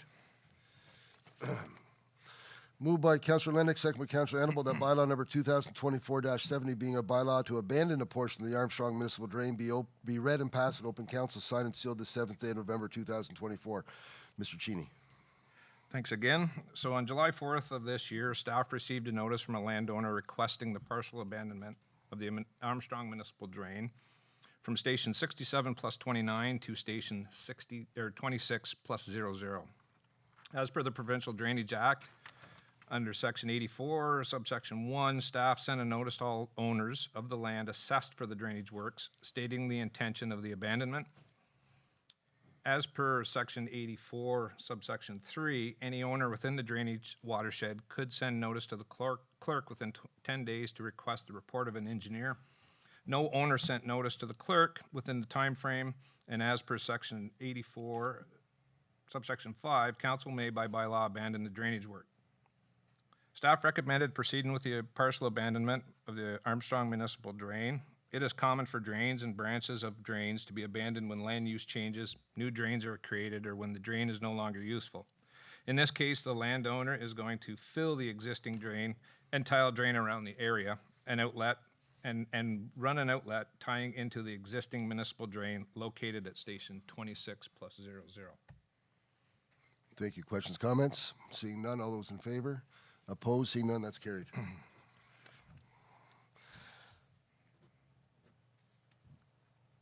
Moved by Deputy Mayor Bourgeois, second by Councillor Uhrig, that bylaw number 2024-73 being a bylaw to appoint members to the Township of North Dundas' Drainage Board be read and passed in open council, signed and sealed the 7th day of November 2024. Mr. Cheney.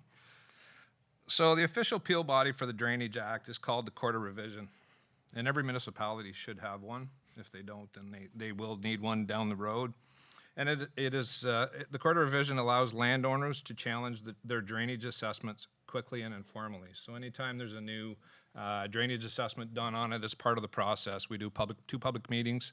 The third step is Court of Revision, which we need to have people from the Township of North Dundas on that board.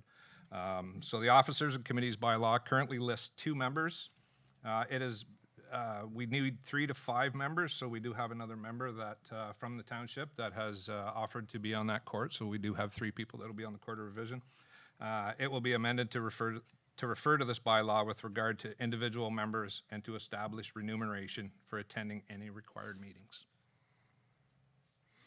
Questions, comments? Seeing none, all those in favor? Opposed? Seeing none, that's carried. Thank you, Mr. Cheney. Director Johnson.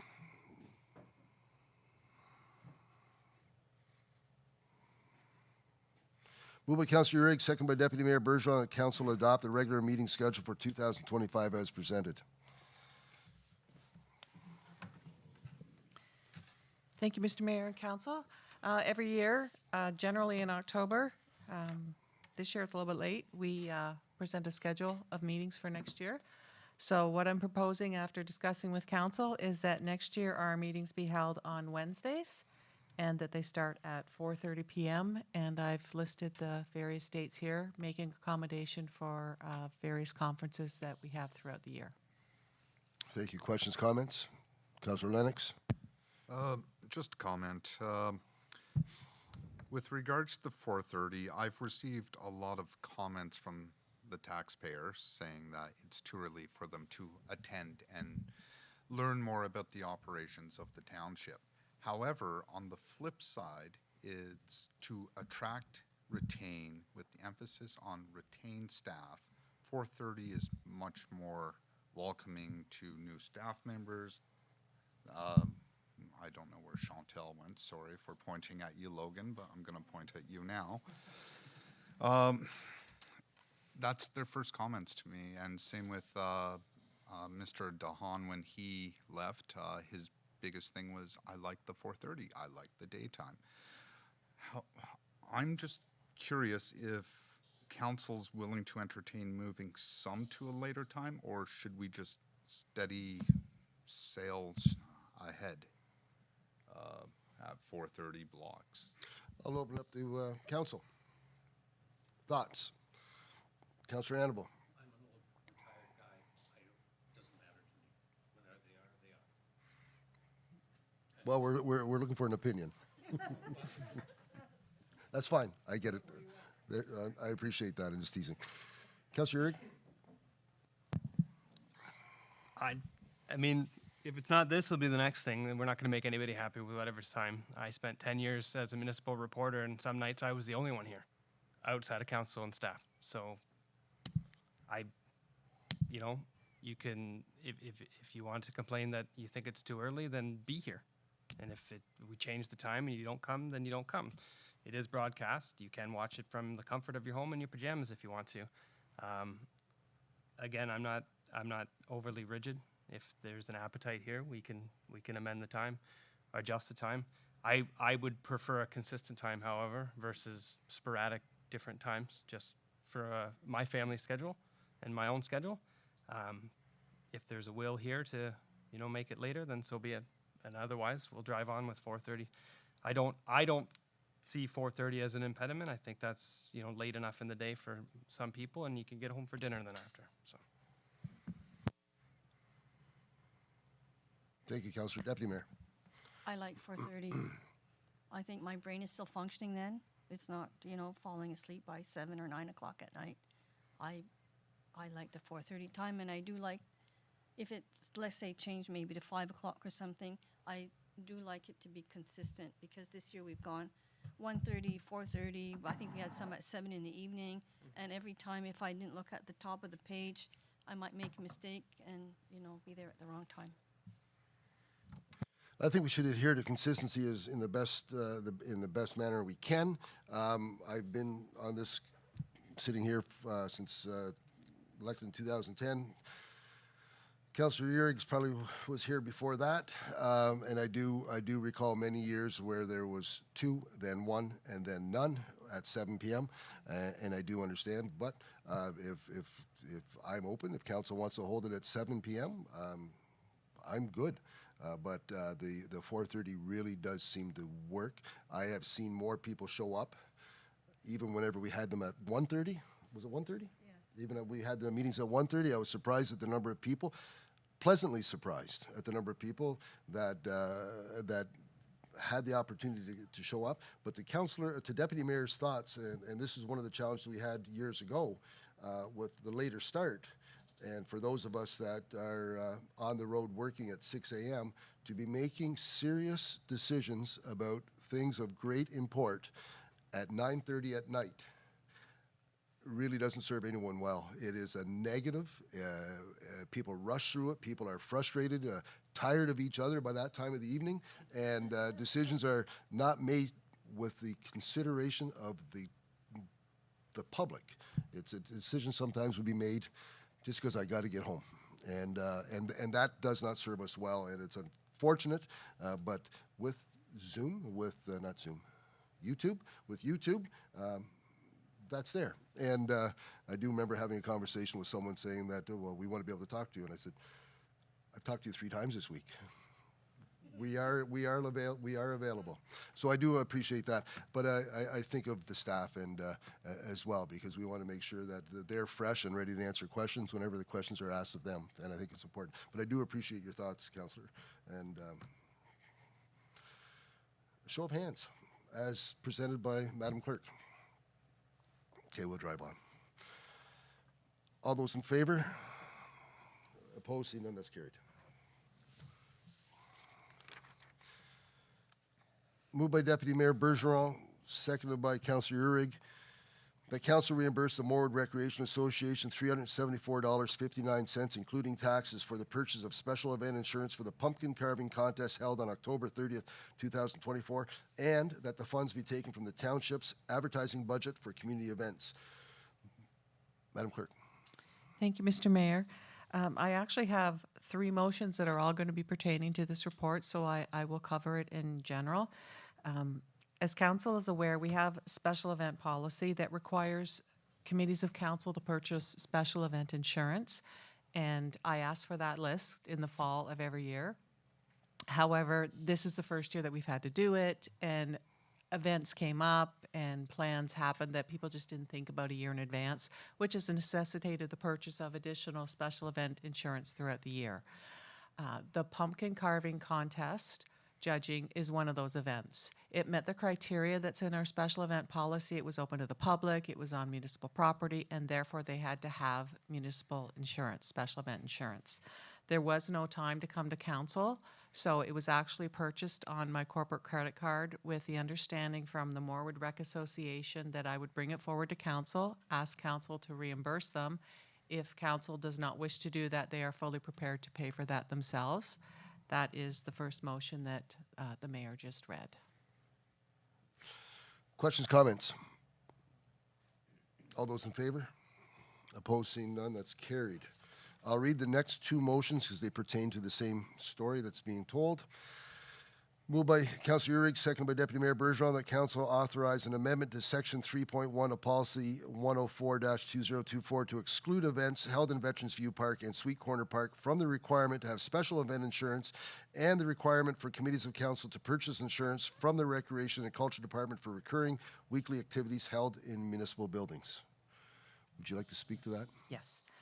So along the same lines, the event that was pumpkin carving in Veterans View Park, it's a small park. Sweet Corner Park's also a small park.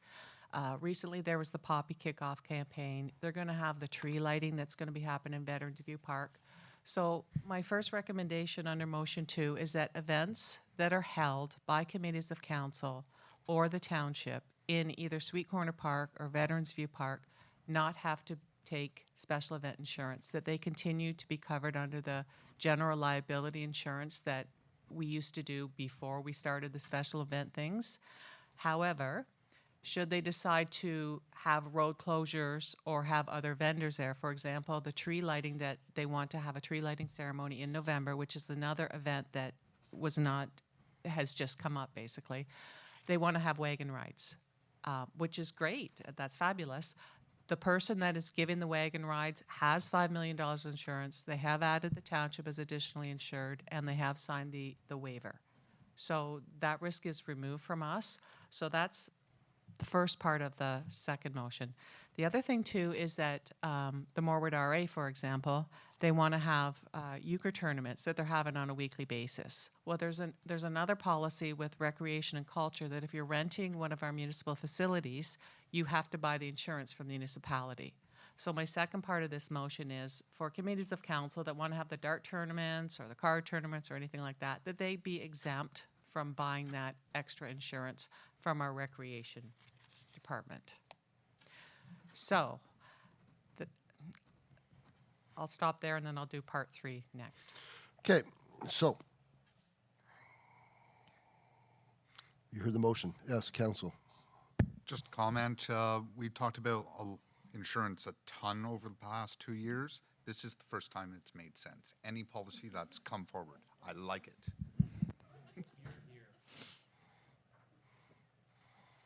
Are you sure? Fair enough. Questions, comments from anyone else?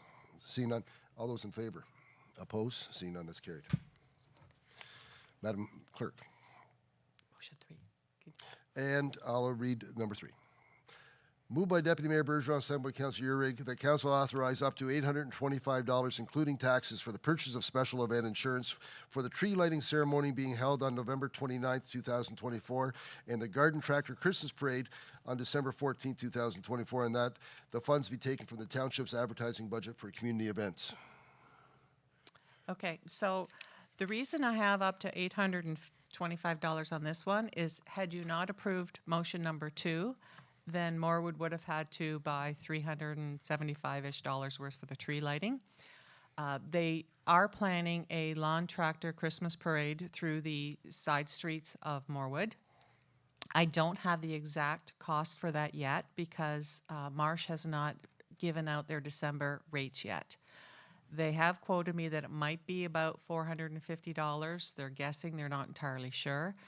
Once that comes out, I will be able to purchase that on behalf of Morwood RA, which is why I put up to $825. That includes both amounts.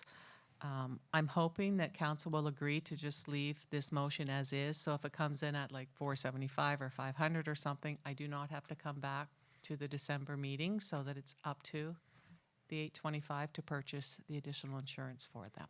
Thank you. Questions, comments? No? Councillor Lennox appreciates it. Councillor Uhrig as well? I just want to say that, yeah, to Councillor Lennox's earlier point, and, you know, in regards to this one, and in regards to these in totality, this is just common sense and getting out of the way. It's sickening the way insurance has run amok, and not by our doing, but just in general, and, you know, across the province, and the dictations and things that we have to abide by. It's just insane. So as much as we can get out of the way, as much as we possibly can, I am in support. So this is wonderful. All those in favor? Opposed? Seeing none, that's carried. Thank you very much, Madam Clerk, for getting those things ready. Okay, through you, Mr. Mayor, if I may, just one more point. I just wanted to touch briefly on Mr. Smurl's request about the Remembrance Day, just to sort of clarify some things. So there's a rolling road closure for all 3 Remembrance Day events, Chesterville, Winchester, and Morwood. There are other requirements when it comes to the rolling road closures. We did not require maps this year. I originally spoke with them and also spoke with Barb Sheldon, the exec assistant for transportation, that the maps don't change year over year. So we don't need to keep getting those maps. We do, however, need to continue to send them to the counties because they are county roads that are being closed. So that's still a requirement. But over and above that, there are also the requirement to make sure that the individuals that are helping close the roads are properly trained, and that the people getting the notifications get those in advance. So it's not just getting the maps and the permits. There's a few other things that have to be done. I mean, we can definitely talk that over with the transportation department and see if there's a way we can sort of, you know, scale that back for Remembrance Day. But I just wanted to let you know that this year, what we did this year was say, you don't have to give us the maps. It doesn't change year over year, but there still are other requirements that they have to look at. So I just wanted to make sure that council was aware of exactly how we help this year and what's required. Well, thank you for bringing that to our attention. If there's anything else? No? Thank you very much.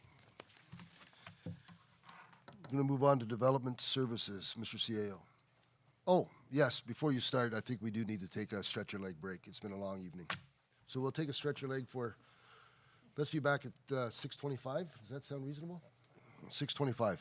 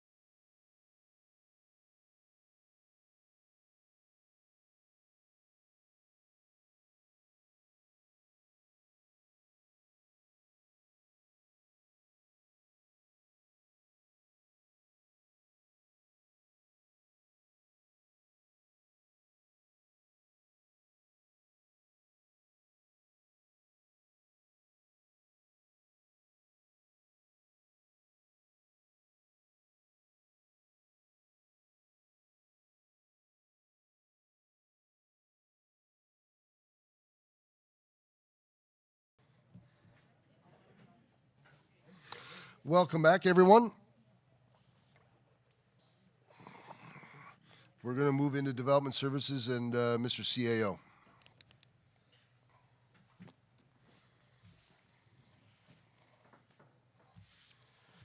Moved by Councillor Urick, seconded by Deputy Mayor Bourgeois, that bylaw number 2024-68, being a bylaw to enter into a drainage agreement between the developer, the lot owner, and the township to relocate a subdivision stormwater swale on Part 5 of Plan 8R-3234 to Part 1 on Plan 8R-1648, be read and passed in open council, signed and sealed the 7th day of November 2024. Mr. Pohl.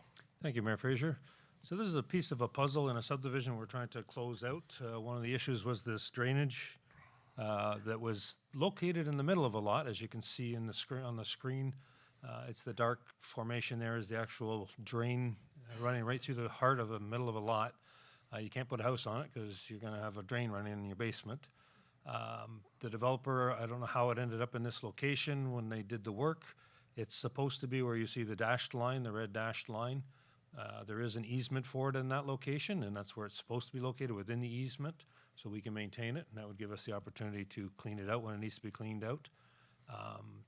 But the owner that owns that lot also owns the lot to the south, and they don't want it moved because they mow the lawn there. They bought that lot so they could have a bigger lot and not a neighbor. If you want to pick your neighbors, you buy the lot, and that way you can pick your neighbor. In this particular case, they did that, and they don't want to move the drain at this time. They will move it whenever they go to sell the lot. So with this agreement, and it would go on title, is whenever you go to sell this lot, you have to move the drain, put it in the right location. At your cost, we will hold $15,000 from the developer because it's his mistake that it's in the wrong place. It'll be in our bank account whenever they go ahead, because that's the cost to move it. It's about $14,800 with taxes. So whenever they do go to sell the lot, and they move the drain, once it's approved by our drainage superintendent, that the ditch is built or the drain is built properly, we would refund the $15,000 to them. If they decide to do it in 10 years and it costs 20, that's on them. Whatever inflationary factor would go on them, and they're aware of that. So this agreement would tidy that up so we can close out this subdivision. It's one of the pieces of the puzzle. Thank you. Questions, comments? Seeing none. All those in favor? Opposed? Seeing none, that's carried.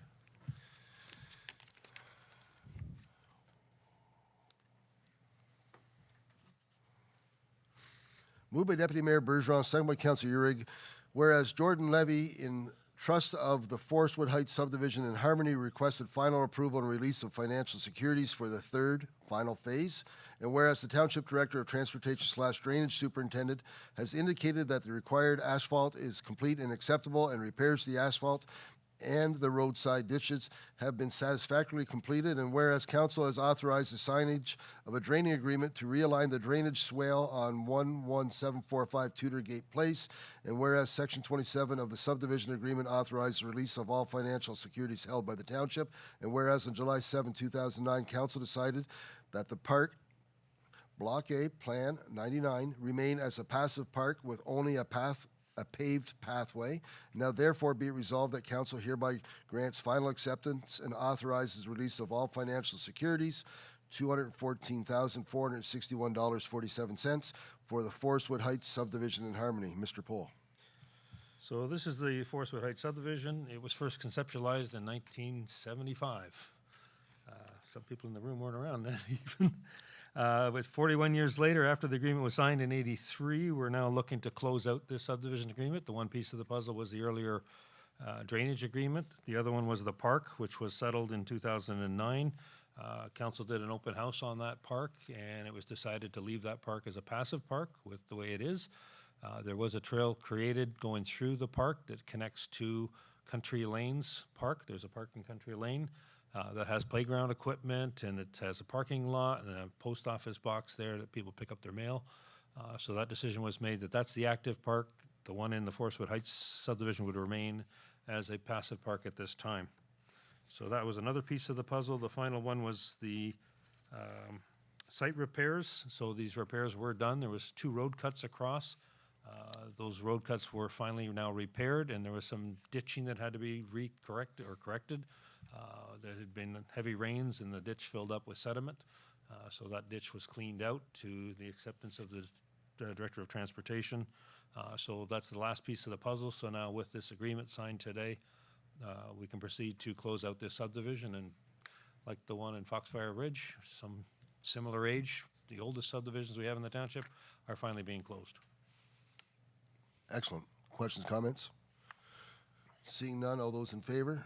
Opposed, seeing none, that's carried.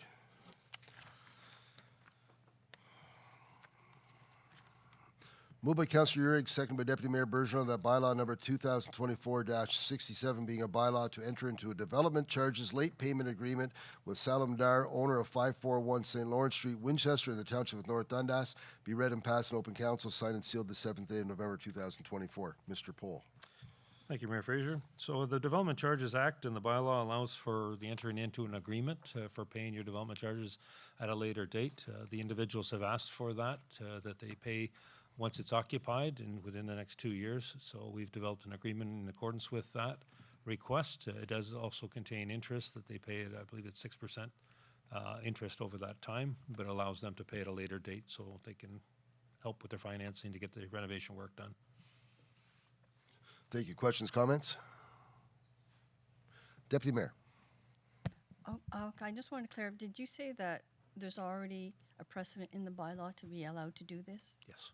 Okay, I just want to make that clear because I wouldn't want to set like a precedent where if that wasn't allowed in the future, anyone who wants to delay their development fees would be able to delay them. Thank you. Thank you. Anything further? All those in favor? Opposed? Seeing none, that's carried.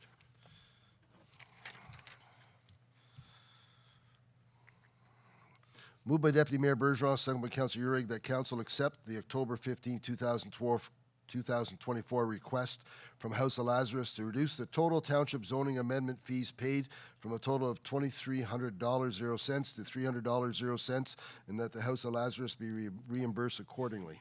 Mr. Pohl. So we received this request to reduce or remove the charge.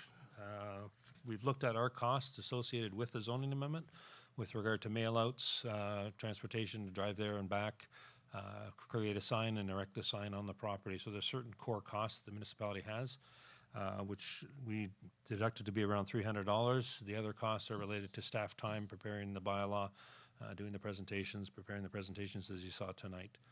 So we've deemed that to hold $300 and return or refund the $2,000 of staff time. Thank you. Questions, comments? Seeing none, all those in favor? Opposed? Motion is carried. Moved by Councillor Urick, seconded by Deputy Mayor Bergeron, whereas Wellings of Winchester, Inc. has substantially completed Phase 1 of the Wellings of Winchester project on PIN number 66102-0447, and whereas on October 7, 2024, the Township Engineer recommended a reduction in securities to $305,549.53, and whereas Section 6.6 of Schedule A of Bylaw number 2024-36 requires 25% of the cost of site works to be held as security, that Council thereby authorize the reduced financial securities for Phase 1 of the Wellings of Winchester project be reduced from $517,295.57 to $76,387.38. Mr. Pohl. So we have a request from Wellings to reduce the security. They've completed the works. This is just for warranty purposes to make sure anything underground doesn't sink or change or break. This can be released within a few months, actually, because they're getting closer and closer to the end of their warranty period, but they made this request. The engineers are satisfied with the work, so we can return the deposits. Questions, comments? Seeing none, all those in favor? Opposed? Seeing none, that's carried. Thank you, Mr. Paul. Ms. Meerberg. Moved by Deputy Mayor Bourgeois, second by Councillor Urick, whereas the Township of North Dundas has an interest in increasing tree canopy within the municipality, and whereas the South Nation River Conservation Authority is applying for a funding opportunity from the Federation of Canadian Municipalities Growing Canada's Community Canopies Initiative for improving tree canopies in Eastern Ontario, a municipal tree planting partnership, be it resolved that the Council of Township of North Dundas approves partnering with the South Nation River Conservation on the funding submission to Growing Canada's canopies, and if approved, will contribute up to $15,000 each year for the years 2025 to 2027 towards this initiative, and that the Council of the Township of North Dundas also recognizes that the lifetime contribution from the Growing Canada's Community Canopies initiative will not exceed $10 million for tree planting within our municipality, inclusive of a maximum contribution of $1 million for infrastructure activity costs, and if approved, this project will be counted towards that limit. Ms. Meerberg. Well done, Mr. Mayor. Good evening, Mayor and Council. So the planting plan for the Hallville Community Park is valued at $30,000. Staff are aware that oftentimes there's funding opportunities that are available for planting projects through various sources. So staff elected to request the assistance of South Nation Conservation to help secure funds and coordinate the planting project as a separate project, or a project that's separate from our park development budget. This will allow the municipality to stretch the project budget for the Hallville Community Park further. SNC is leading an application for FCM's Growing Canada's Community Canopies Initiative, which provides funding funding matching up to 50% of eligible costs for tree planting projects. The Recreation and Culture Department is seeking Council's permission to commit up to $15,000 per year for the years 2025 to 2027 towards increasing the tree canopy within the municipality, pending the cost can be recovered through alternative funding sources during the same year in which it is spent. So we are looking into other tree funding sources, and perhaps some legacy people would like to purchase some in memory of some people. The first planting project is targeted to be the Hallville Community Park, and I had a fantastic conversation with a community group today, so it might be of interest. In order to help offset the annual $15,000 commitment from the municipality, it is recommended that Council support or consider adding a small surcharge to the burn permit fees, which I think is a fantastic idea. Yes. Thank you for that presentation. Questions, comments? You mentioned the levy. That is not included in this resolution. It is not, no. Okay, fair enough. Questions, comments? Seeing none. All those in favor? Opposed? Seeing none. That's carried.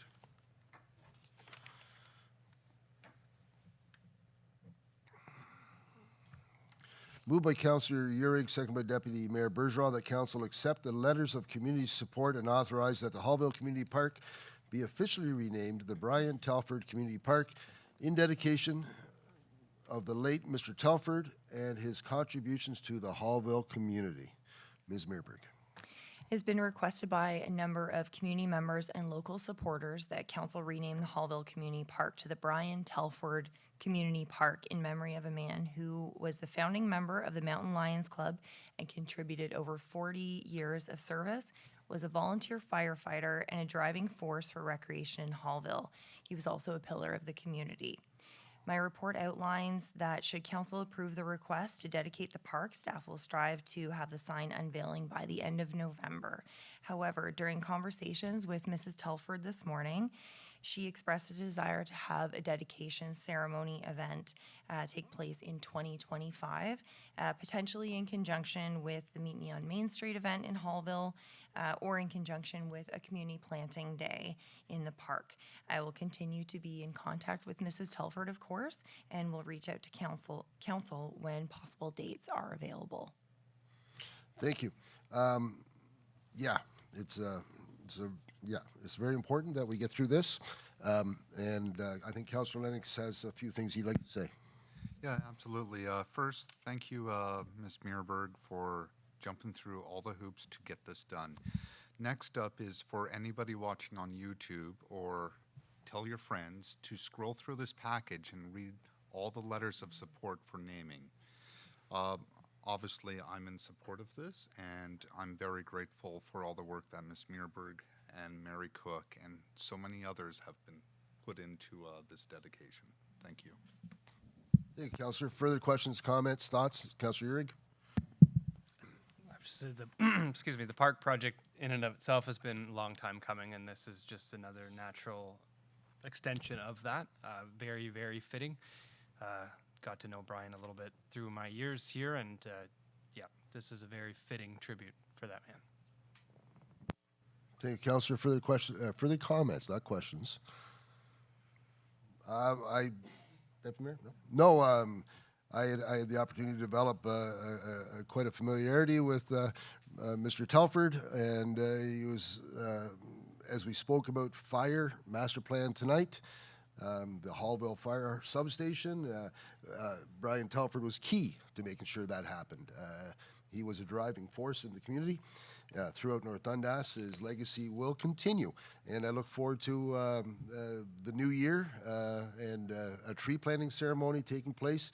I know Councillor Annabelle and I have been involved in a tree planting thing years ago, an event, and it was fantastic to see the young and old out there planting trees at the park and at Camp Sheldrick. You do remember? Yeah, I'd like to. There's still So something like that, it really is enticing that there'd be a ceremony and an event at the same time. So I look forward to that, and thank you on behalf of council for all the efforts to get us to this point. And I'm looking forward to the new year and the springtime already. So, saying all that, all those in favor?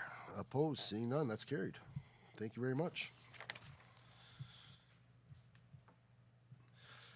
Moved by Deputy Mayor Bourgeois, second by Councillor Urick, that council approve the agreement with the SDG County Library Board for the provision and maintenance of library services in the villages of Chesterville, Winchester, and South Mountain, and authorize the mayor and clerk to execute the agreement, and that bylaw number 2024-61 being a bylaw for the purposes of authorizing the Township of North Dundas to enter into an agreement with United Counties of Stormont, Dundas, and Glengarry for the provision and maintenance of library services in the village of Chesterville, Winchester, and South Mountain, be read and passed in open council, signed and sealed this 10th day of October 2024. I believe that needs to be changed. I'm sure we're still. I'll alter that. Do I need to have an amendment to that? Just have an initial? Sure.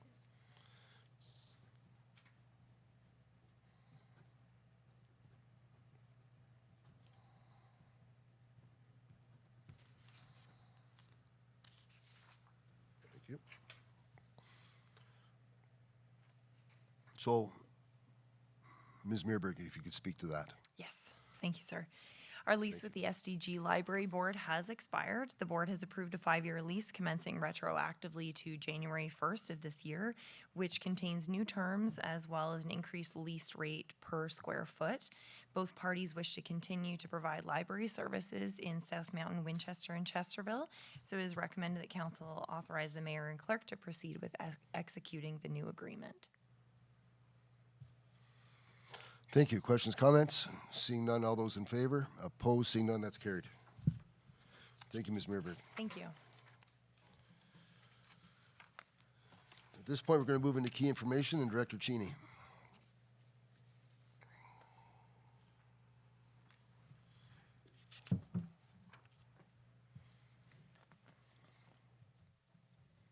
Yes, sir. Thank you, Mayor Fraser, members of council. I'll try to keep this as short as possible. It's a bit of information here.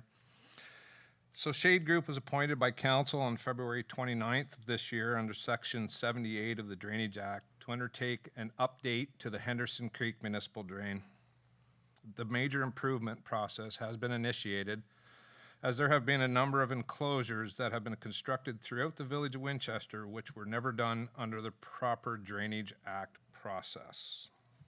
Numerous enclosures have reached the end of life and require replacement. However, replacement is not currently possible under the premise of the Drainage Act, as the existing site conditions do not match the governing engineer's report. Shade Group has undertaken an initial review of the background information and existing site conditions to better understand the required undertaking and a summary of their findings and next steps that are set out below. So under the summary, multiple enclosures of Henderson Creek Drain not previously adopted under the Drainage Act are reaching the end of life, which have promoted the Section 78 process under the Drainage Act so that the governing engineer's report can be updated to allow for continuing maintenance moving forward. A walkthrough inspection revealed sections of open and enclosed drains partially obstructed by vegetation and or sediment Enclosed sections appear to be constructed with a mix of standard and non-standard materials. Final direction on realignments, further enclosures, or simply adopting what is already there with minor upgrades will be discussed once the additional works described in the background review report have been completed. So what do we do next? So for the next steps, an on-site meeting for all the residents within the watershed to discuss the steps going forward. And we'll have to find a large venue for that because there's quite a few people that are in the watershed of that. It's basically the whole town of Winchester. So that'll be something that in the future we'll come up with somewhere that we can propose an on-site meeting for everybody to come, and that's part of the process under the Drainage Act. The second step is an engineering survey to update profile drawings and to aid in the hydrological and hydraulic analysis. It will also include an inventory of existing enclosures, their diameter, and their condition.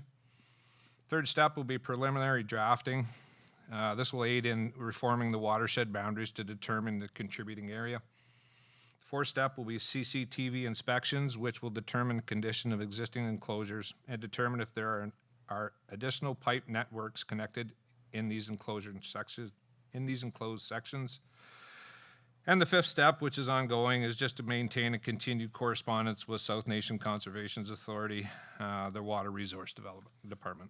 So if council has any questions on that, I'd be more than happy to answer them. Thank you for that presentation, Deputy Mayor. Mr. Cheney, I have to say, when I read these reports and saw the pictures, I did a lot of head shaking. My head just shook. And so this is going to be a huge, huge enterprise job. Correct. That's all I'm saying. Councillor Urick. Not that I expect an answer, I guess, Jamie, but how do we get to here? How does this? It's one of the biggest drains in the municipality. It runs through the entirety of this village, from my house over here across. How do we get to this? Not to lay blame anywhere. And I'm not pointing fingers. No, I'm not going to lay blame on anybody. It's unfortunate that we are here.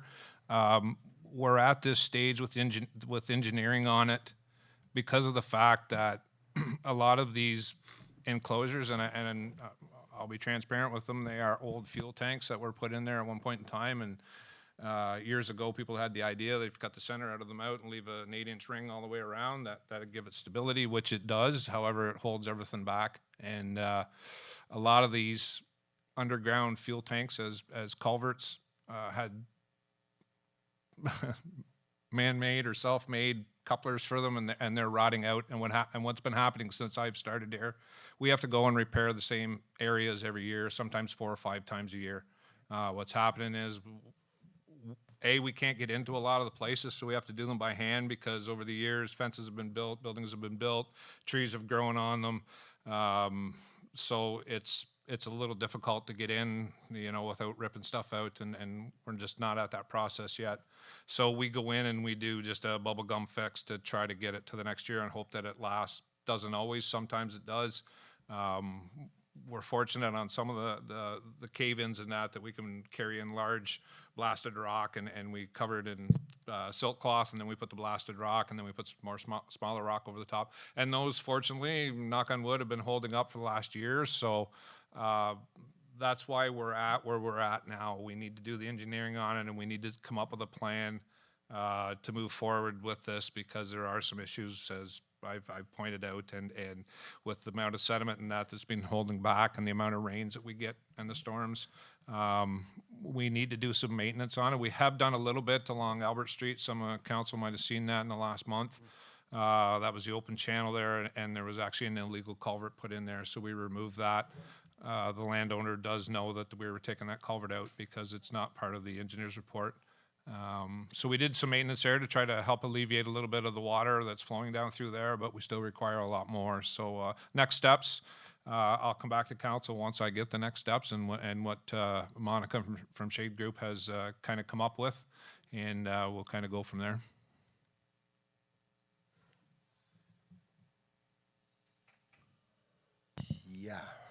Yeah, and that's some of that's in my backyard. I think it's in some other people's backyards or side yards, this issue, and I know I've had, just as a homeowner, discussions with my backyard neighbors, if you would, on I don't even know what street I live on anymore, May Street, and I think it's on May Street, and yeah, it's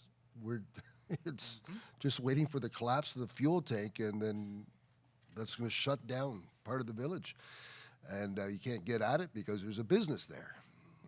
And how do we manage it? It's something else. It's something else. It's going to be a challenge, and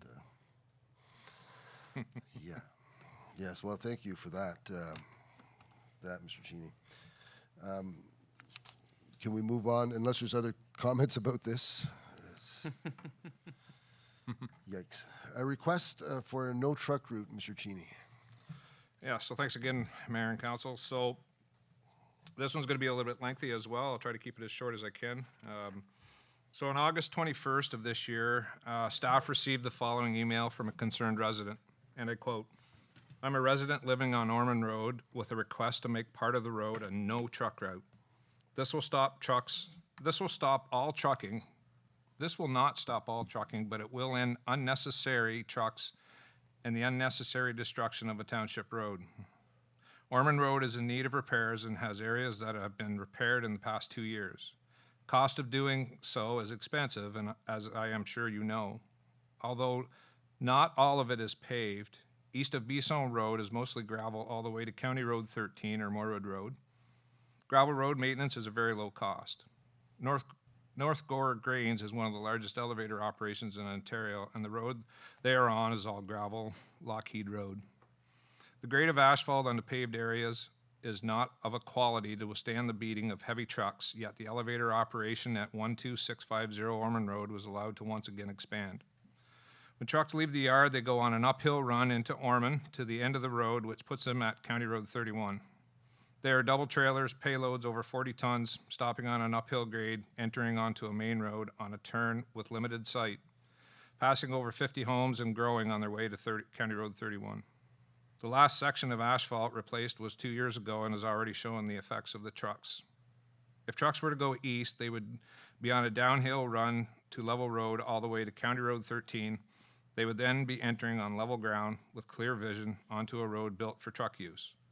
This road would bring them to a section of County Road 31 with no stop and clear view of traffic all the way, only passing 6 or 7 homes on Ormond Road. I propose that west of 12650 Ormond Road be a no truck route." So there's an image, Nat, if you can just put that image up of where the request for the no truck route is currently. So staff responded via email on August 22nd of this year, requesting that the resident provide the exact location of the road damage so that an investigation could be conducted, because there was mention of road damage in there and new pavement. The resident responded the next day and said, "I think you need to take a close look at what I'm talking about and take a drive on Ormond Road. Who would authorize a truck entrance on a hillside would be a good place to start if you have anything to do with road safety." So staff reached out to SD&G counties who do have the last 5 years of OPP accident reports, and requested a report, or if there were any accidents in the area that around this civic number, and there were 0 accidents in the last 5 years, and that's how far back it goes. And this was shared with the resident on August 27th. The resident responded on August 27th, the same day, as follows: "You are waiting for someone to die. Are you for real? Try looking at the building code and the Highway Traffic Act. I am not sure what exactly your job is. Are you planning or maintenance? If it's a planning, then putting a truck entrance on a hillside when there is no need to, as to the fact that there is one on the top of the same hill just yards away. How do I get an access to information application? Who's in charge of building and planning?" Subsequently, the Director of Developmental Services met with the complainant. On August 28th, the resident was provided via email the link to our website that he could fill out an access to information request form. The form was returned by the resident to the clerk on September 23rd of 2024. On August 26th, 2024, staff informed the resident that a key information report will be taken to council meeting tonight seeking council's guidance on what the residents' request for a no truck route from civic number 12650 west to County Road, as only council can make this designation under the Municipal Act. So staff is seeking council's direction with respect to this request.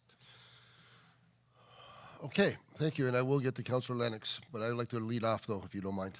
And whoever else would like to speak, I think I'll lead.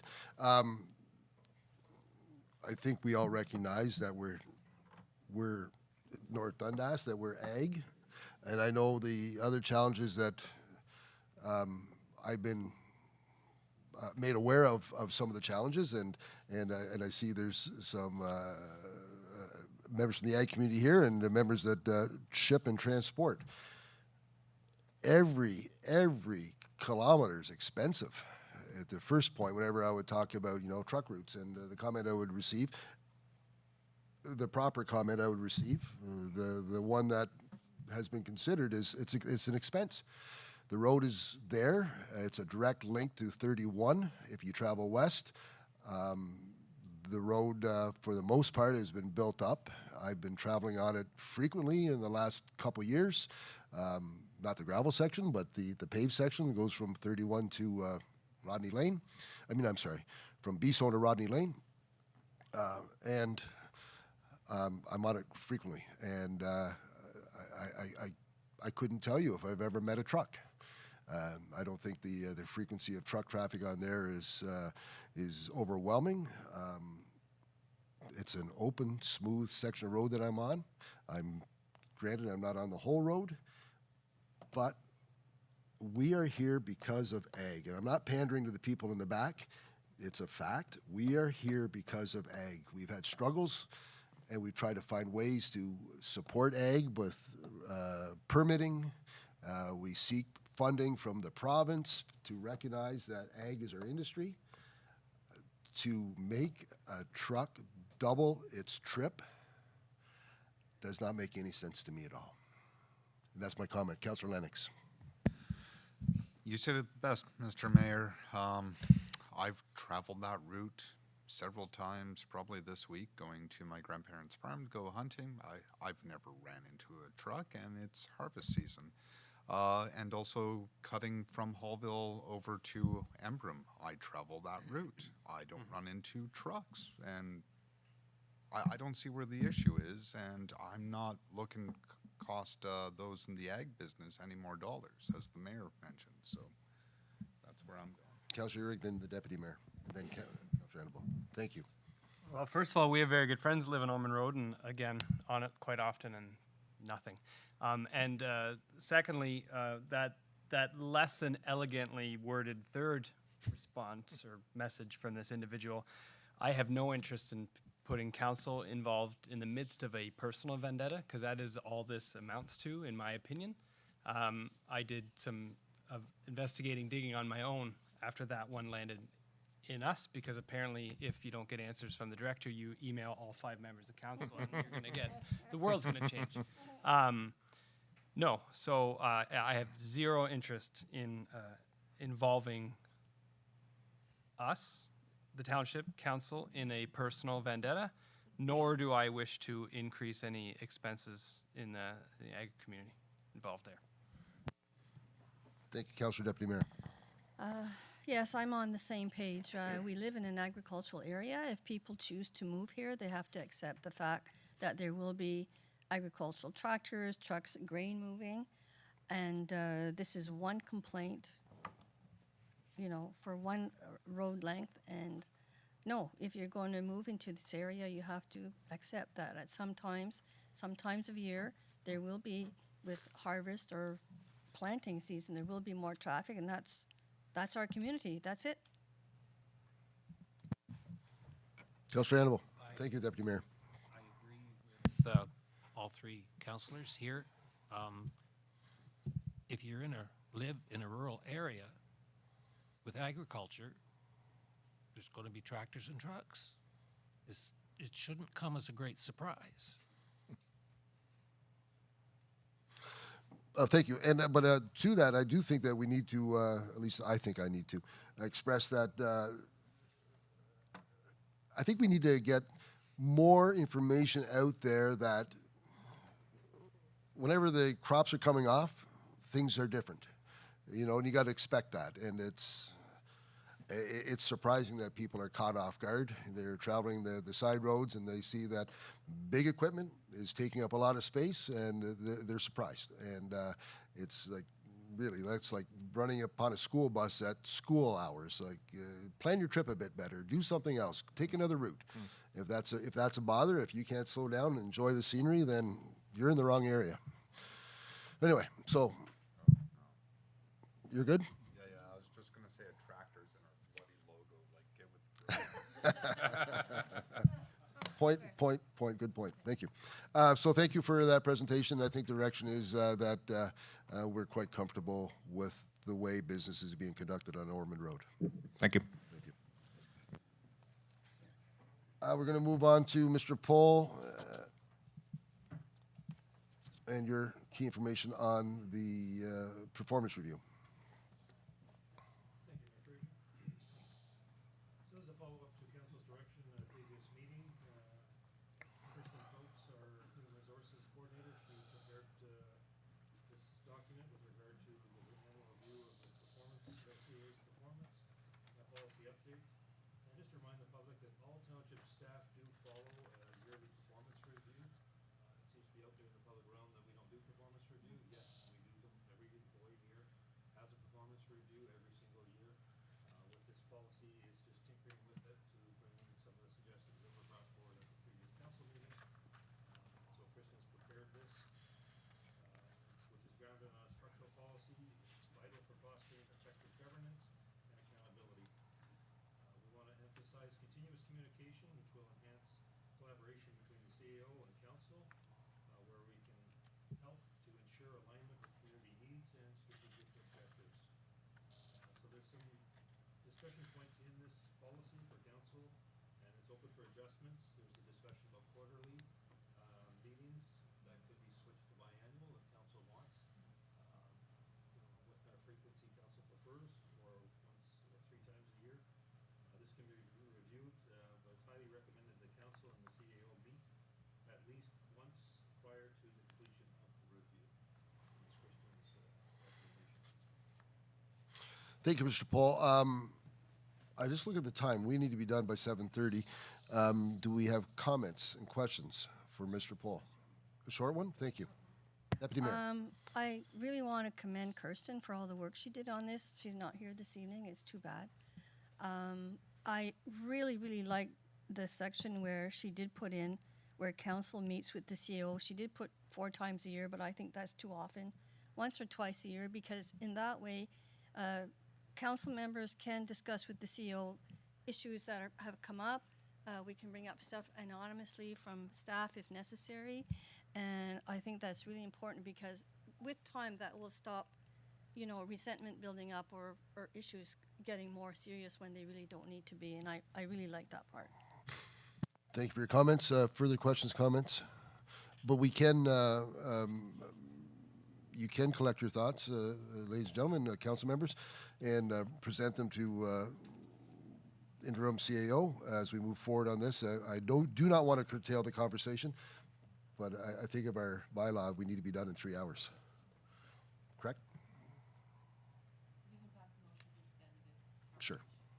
Oh, we're good? Questions, comments? Should we move on? Thank you. Thank you, Mr. Paul. And Madam Clerk, Director Johnson, the updated procedure bylaw, KIR.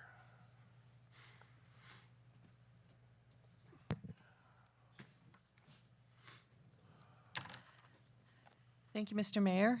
In September, I passed out a copy of our current procedure bylaw with some revisions that I had made to another one just to council, and I asked for some feedback. It's very normal to have a complete rewrite done at the beginning of council, and if you don't do it at the beginning, then you should do it partway at the halfway mark. So this report here is just sort of an update to let you know where I kind of stand in the process, and it also answers some of the questions that I've had and some of the comments I've had from council. I did attach another bylaw that had a few changes. Those were changes that were suggested by our former CAO. The bylaw that's there is not the one that I'm looking to bring to council to pass. It's literally just there for you guys to have a look at, compare the one we currently have with this one. If there are things you like, don't like, let me know. I do have a number of different procedure bylaws in my office if you want to look at them. But just to give you a couple of points here for consideration, the procedure bylaw is really the blueprint for council to run the meetings the way they want them. So no two are the same. There are certain aspects that you have to have that are legislated, such as when you can go in camera. You can't change those, that's legislated. You have to have a clerk at the meetings, then the clerk is there to take the minutes. That's, again, legislated. But a lot of the other stuff is just sort of procedural. So that's what I really want council to think about and consider when you meet with me. I would really like you to meet with me, you know, sometime this year or maybe in January, as well as with the interim CAO. We really want it to be something that's collaborative. So, you know, if there's 3 or 4 different things you want changed, we'll bring them back to council, and council will vote on everything as a whole so that it really is what it is you want to see. This is an ongoing process. I'm getting emails from clerks throughout Ontario. They're all updating them now, saying, does anybody have feedback on this, that, what are you guys doing, kind of thing. Some of the interesting things that have happened in the least little bit now is there's a lot of discussion over whether we should continue live streaming. And what happens if partway through the meeting your stream stops? Do you have to end the meeting? Do you not end the meeting? There's no real definitive answer for that. The IPC doesn't have an answer for that. So that's one of those things that should be in the procedure bylaw. What are we going to do if that happens? Are we going to continue to live stream? A lot of the municipalities now are not doing that anymore. Some of them are recording it and posting it the next day. Others are just not doing it at all. There's a real push now, recommendation from the Privacy Commissioner and the Ombudsman to also record in-camera closed sessions. That helps with investigations. If you have a recording of it, then a lot of them are pushing for that as well. Another one is changing when we give notice. And I think that's an important consideration for municipalities where you don't have a question period for the public. So as things currently stand, we have a process in ours that says we have to have the package out by 4:30 on the Friday. And then there is no real timeline, but not the package, sorry, the agenda, which is the 2 or 3 pages at the beginning. And then there is no real timeline for when the full package goes out. It's just no later than the morning of the meeting. So I think that's something that we really need to look at and consider when we want to get that out and the process we follow. The way things currently stand now, the CAO and the clerk meet to set the agenda. What I mean by that is we get together and say, these are the reports that are going to be happening. And that usually happens when we have a senior management meeting so that we all know what's coming. But all the reports have to be approved by the CAO. As a clerk, I have to put the agenda out, but I can't do it till the CAO approves all the reports. And there is nothing in our current procedure bylaw that allows for late reports and revised agendas. Again, those are at the discretion of the CAO, and they're added when the CAO wants it. So sometimes we can't get the package to even you guys until the day before the meeting, which doesn't give a lot of time for the public to look at it, which we see when we have things like the fire master plan. They really enjoyed getting it a little bit earlier. So when you're thinking about those sorts of things, those are the kind of processes that we should have in here, so it's clear to staff and council what to expect and when to get things. So if there's any other questions or anything, I know we kind of want to get out here early. I encourage each of you to either meet with myself or the interim CAO to talk about the things you maybe don't understand or things you would like added back in or taken out, and then we'll bring it back January, February of next year and try and get that settled. Yep, thank you. And I do appreciate that some of our members do have to leave early, and when that happens, that'd be quite fine. But I think of what the deputy mayor and I experienced when we were at county council. Do we have the agenda 2 weeks in advance? Would that be fair to say? I don't think 2 weeks in advance, but we get more time than we do at the municipal level. Right. Yeah, So, and thank you for that. And I know we've had the discussion, Madam Clerk, about that in the past, how that, and I get that they're 2 different animals, they're not apples and oranges. But there is an opportunity for digesting and understanding whenever you have a longer period of time, as some of us, most of us have jobs that we do besides this and other commitments, and having that extra number of days to be readied.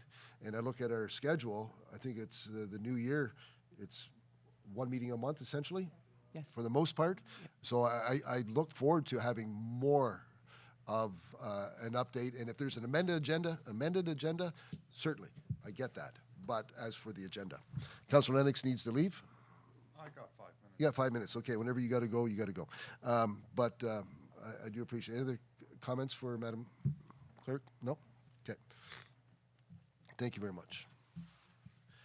Boards and consent agenda. Moved by Councillor Rig, seconded by Deputy Mayor Bourgeois, that all items listed on the consent agenda be approved / filed as recommended. Questions, concerns, comments? Seeing none, all those in favor? Opposed, seeing none, that's carried. Boards and committees, and I ask that we be fairly quick, but I'll go right to Councillor Lennox, the Green Action Gang. Nothing from Green Action Gang. Mord Rec. Just what we heard tonight from the Mord RA. Just what we heard tonight. Okay, thank you. And then I'll go back to the top. County Council, I'll leave it to the Deputy Mayor. We just had a meeting on Saturday. The really important points there is that the OPP budget, as you probably heard in the news, went up 21%, which automatically means that at county level, that means a 2.41% increase in that levy. The partnerships with Cornwall, there was also a huge increase there, mostly for social services. That was a huge issue we had to discuss about. That will increase county taxes by 3.2%, meaning that even before we do other things at the county level, we're looking at 5.61% increase for next year. I'll leave the good news to you. But I do want to piggyback to the Saturday meeting. We also, because of the pressures that the upper tier faces because of the download of social services and the funding for social services, the download of the finances to the upper tier, which means it's a download to the tax base. This is where a lot of the pressure is coming from. And so the meeting on Saturday also discussed how is the upper tier, which in essence is the lower tier, made up of members from the lower tier, how are they going to respond to requests from fundraising groups for funds? It's a tough one to discuss. Their fundraising groups do many great things, but their fundraising, and it's seen by many that the counties, the upper tier, is not the place to seek funds when you're fundraising. It's you have to find it elsewhere. So that was a discussion that was a well discussed, argued discussion about the needs to support, also with the need to support the lower tier tax base. Yeah. Parade of Lights, I have nothing to comment on. The Garden Party Market's coming up November 7th. I had a chance to speak to Ms. Window the other night. Things are moving right ahead. 50 vendors. Everything is running smoothly. We're getting ready for that. Art in the Waterfront. Councillor Annabelle? They had a meeting on Monday night. They've had 2 board members retire. So there was a reallocation of their duties amongst the other people, and there was 1 new member. And they're also contemplating, Art in the Waterfront has always been a 2-day thing, Saturday, Sunday, and they're contemplating just doing Saturday. Interesting, thank you. Historical Society, Councillor? Nothing there. Carnival, Councillor? Dairy Fest, Deputy Mayor? Downtown Winchester? We had a thank you meeting last week or the week before at Southgate Church, and it was just pizza and to thank the volunteers that worked the night of, or the day of the Golden Helmets. Thank you. And the minutes from the most recent Mord Rec Association meeting is in our package. Notices of motions, there's none. Petitions are none. Council comments and concerns. I will lead off. I have a note here. There are many Remembrance Day ceremonies occurring across North Dundas this weekend and on a Remembrance Day. On Sunday, There's a ceremony here in Winchester, and on Monday there are two, one in Morwood, one in Chesterville. More information can be found on our website and Facebook page. Also of note, as we mentioned and talked about earlier this evening, the North Dundas High School students have done an amazing job at setting up a field of 127 crosses in their field of crosses. Each soldier lived in or just on the outskirts of North Dundas. This was a great partnership with the Royal Canadian Legion Branch 108 in Winchester, and you can find more information on this through the Winchester Legion's website. It is a fantastic project. It's any miscellaneous business? None? Ratification, moved by Councillor Urick, second by Deputy Mayor Bourgeois, that bylaw number 2024-74 to adopt, confirm, and ratify matters dealt with by resolution be read and passed in open council, signed and sealed the 7th day of November 2024. All those in favor? Opposed? Seeing none, that's carried. Moved by Deputy Mayor Bourgeois, seconded by Councillor Urick, that council adjourn at 7:16 p.m. to the call of the chair. All those in favor? Opposed? Seeing none, thank you very much, everyone. Thanks for those that stuck around, those that paid attention online, and everyone have a good evening. Take care.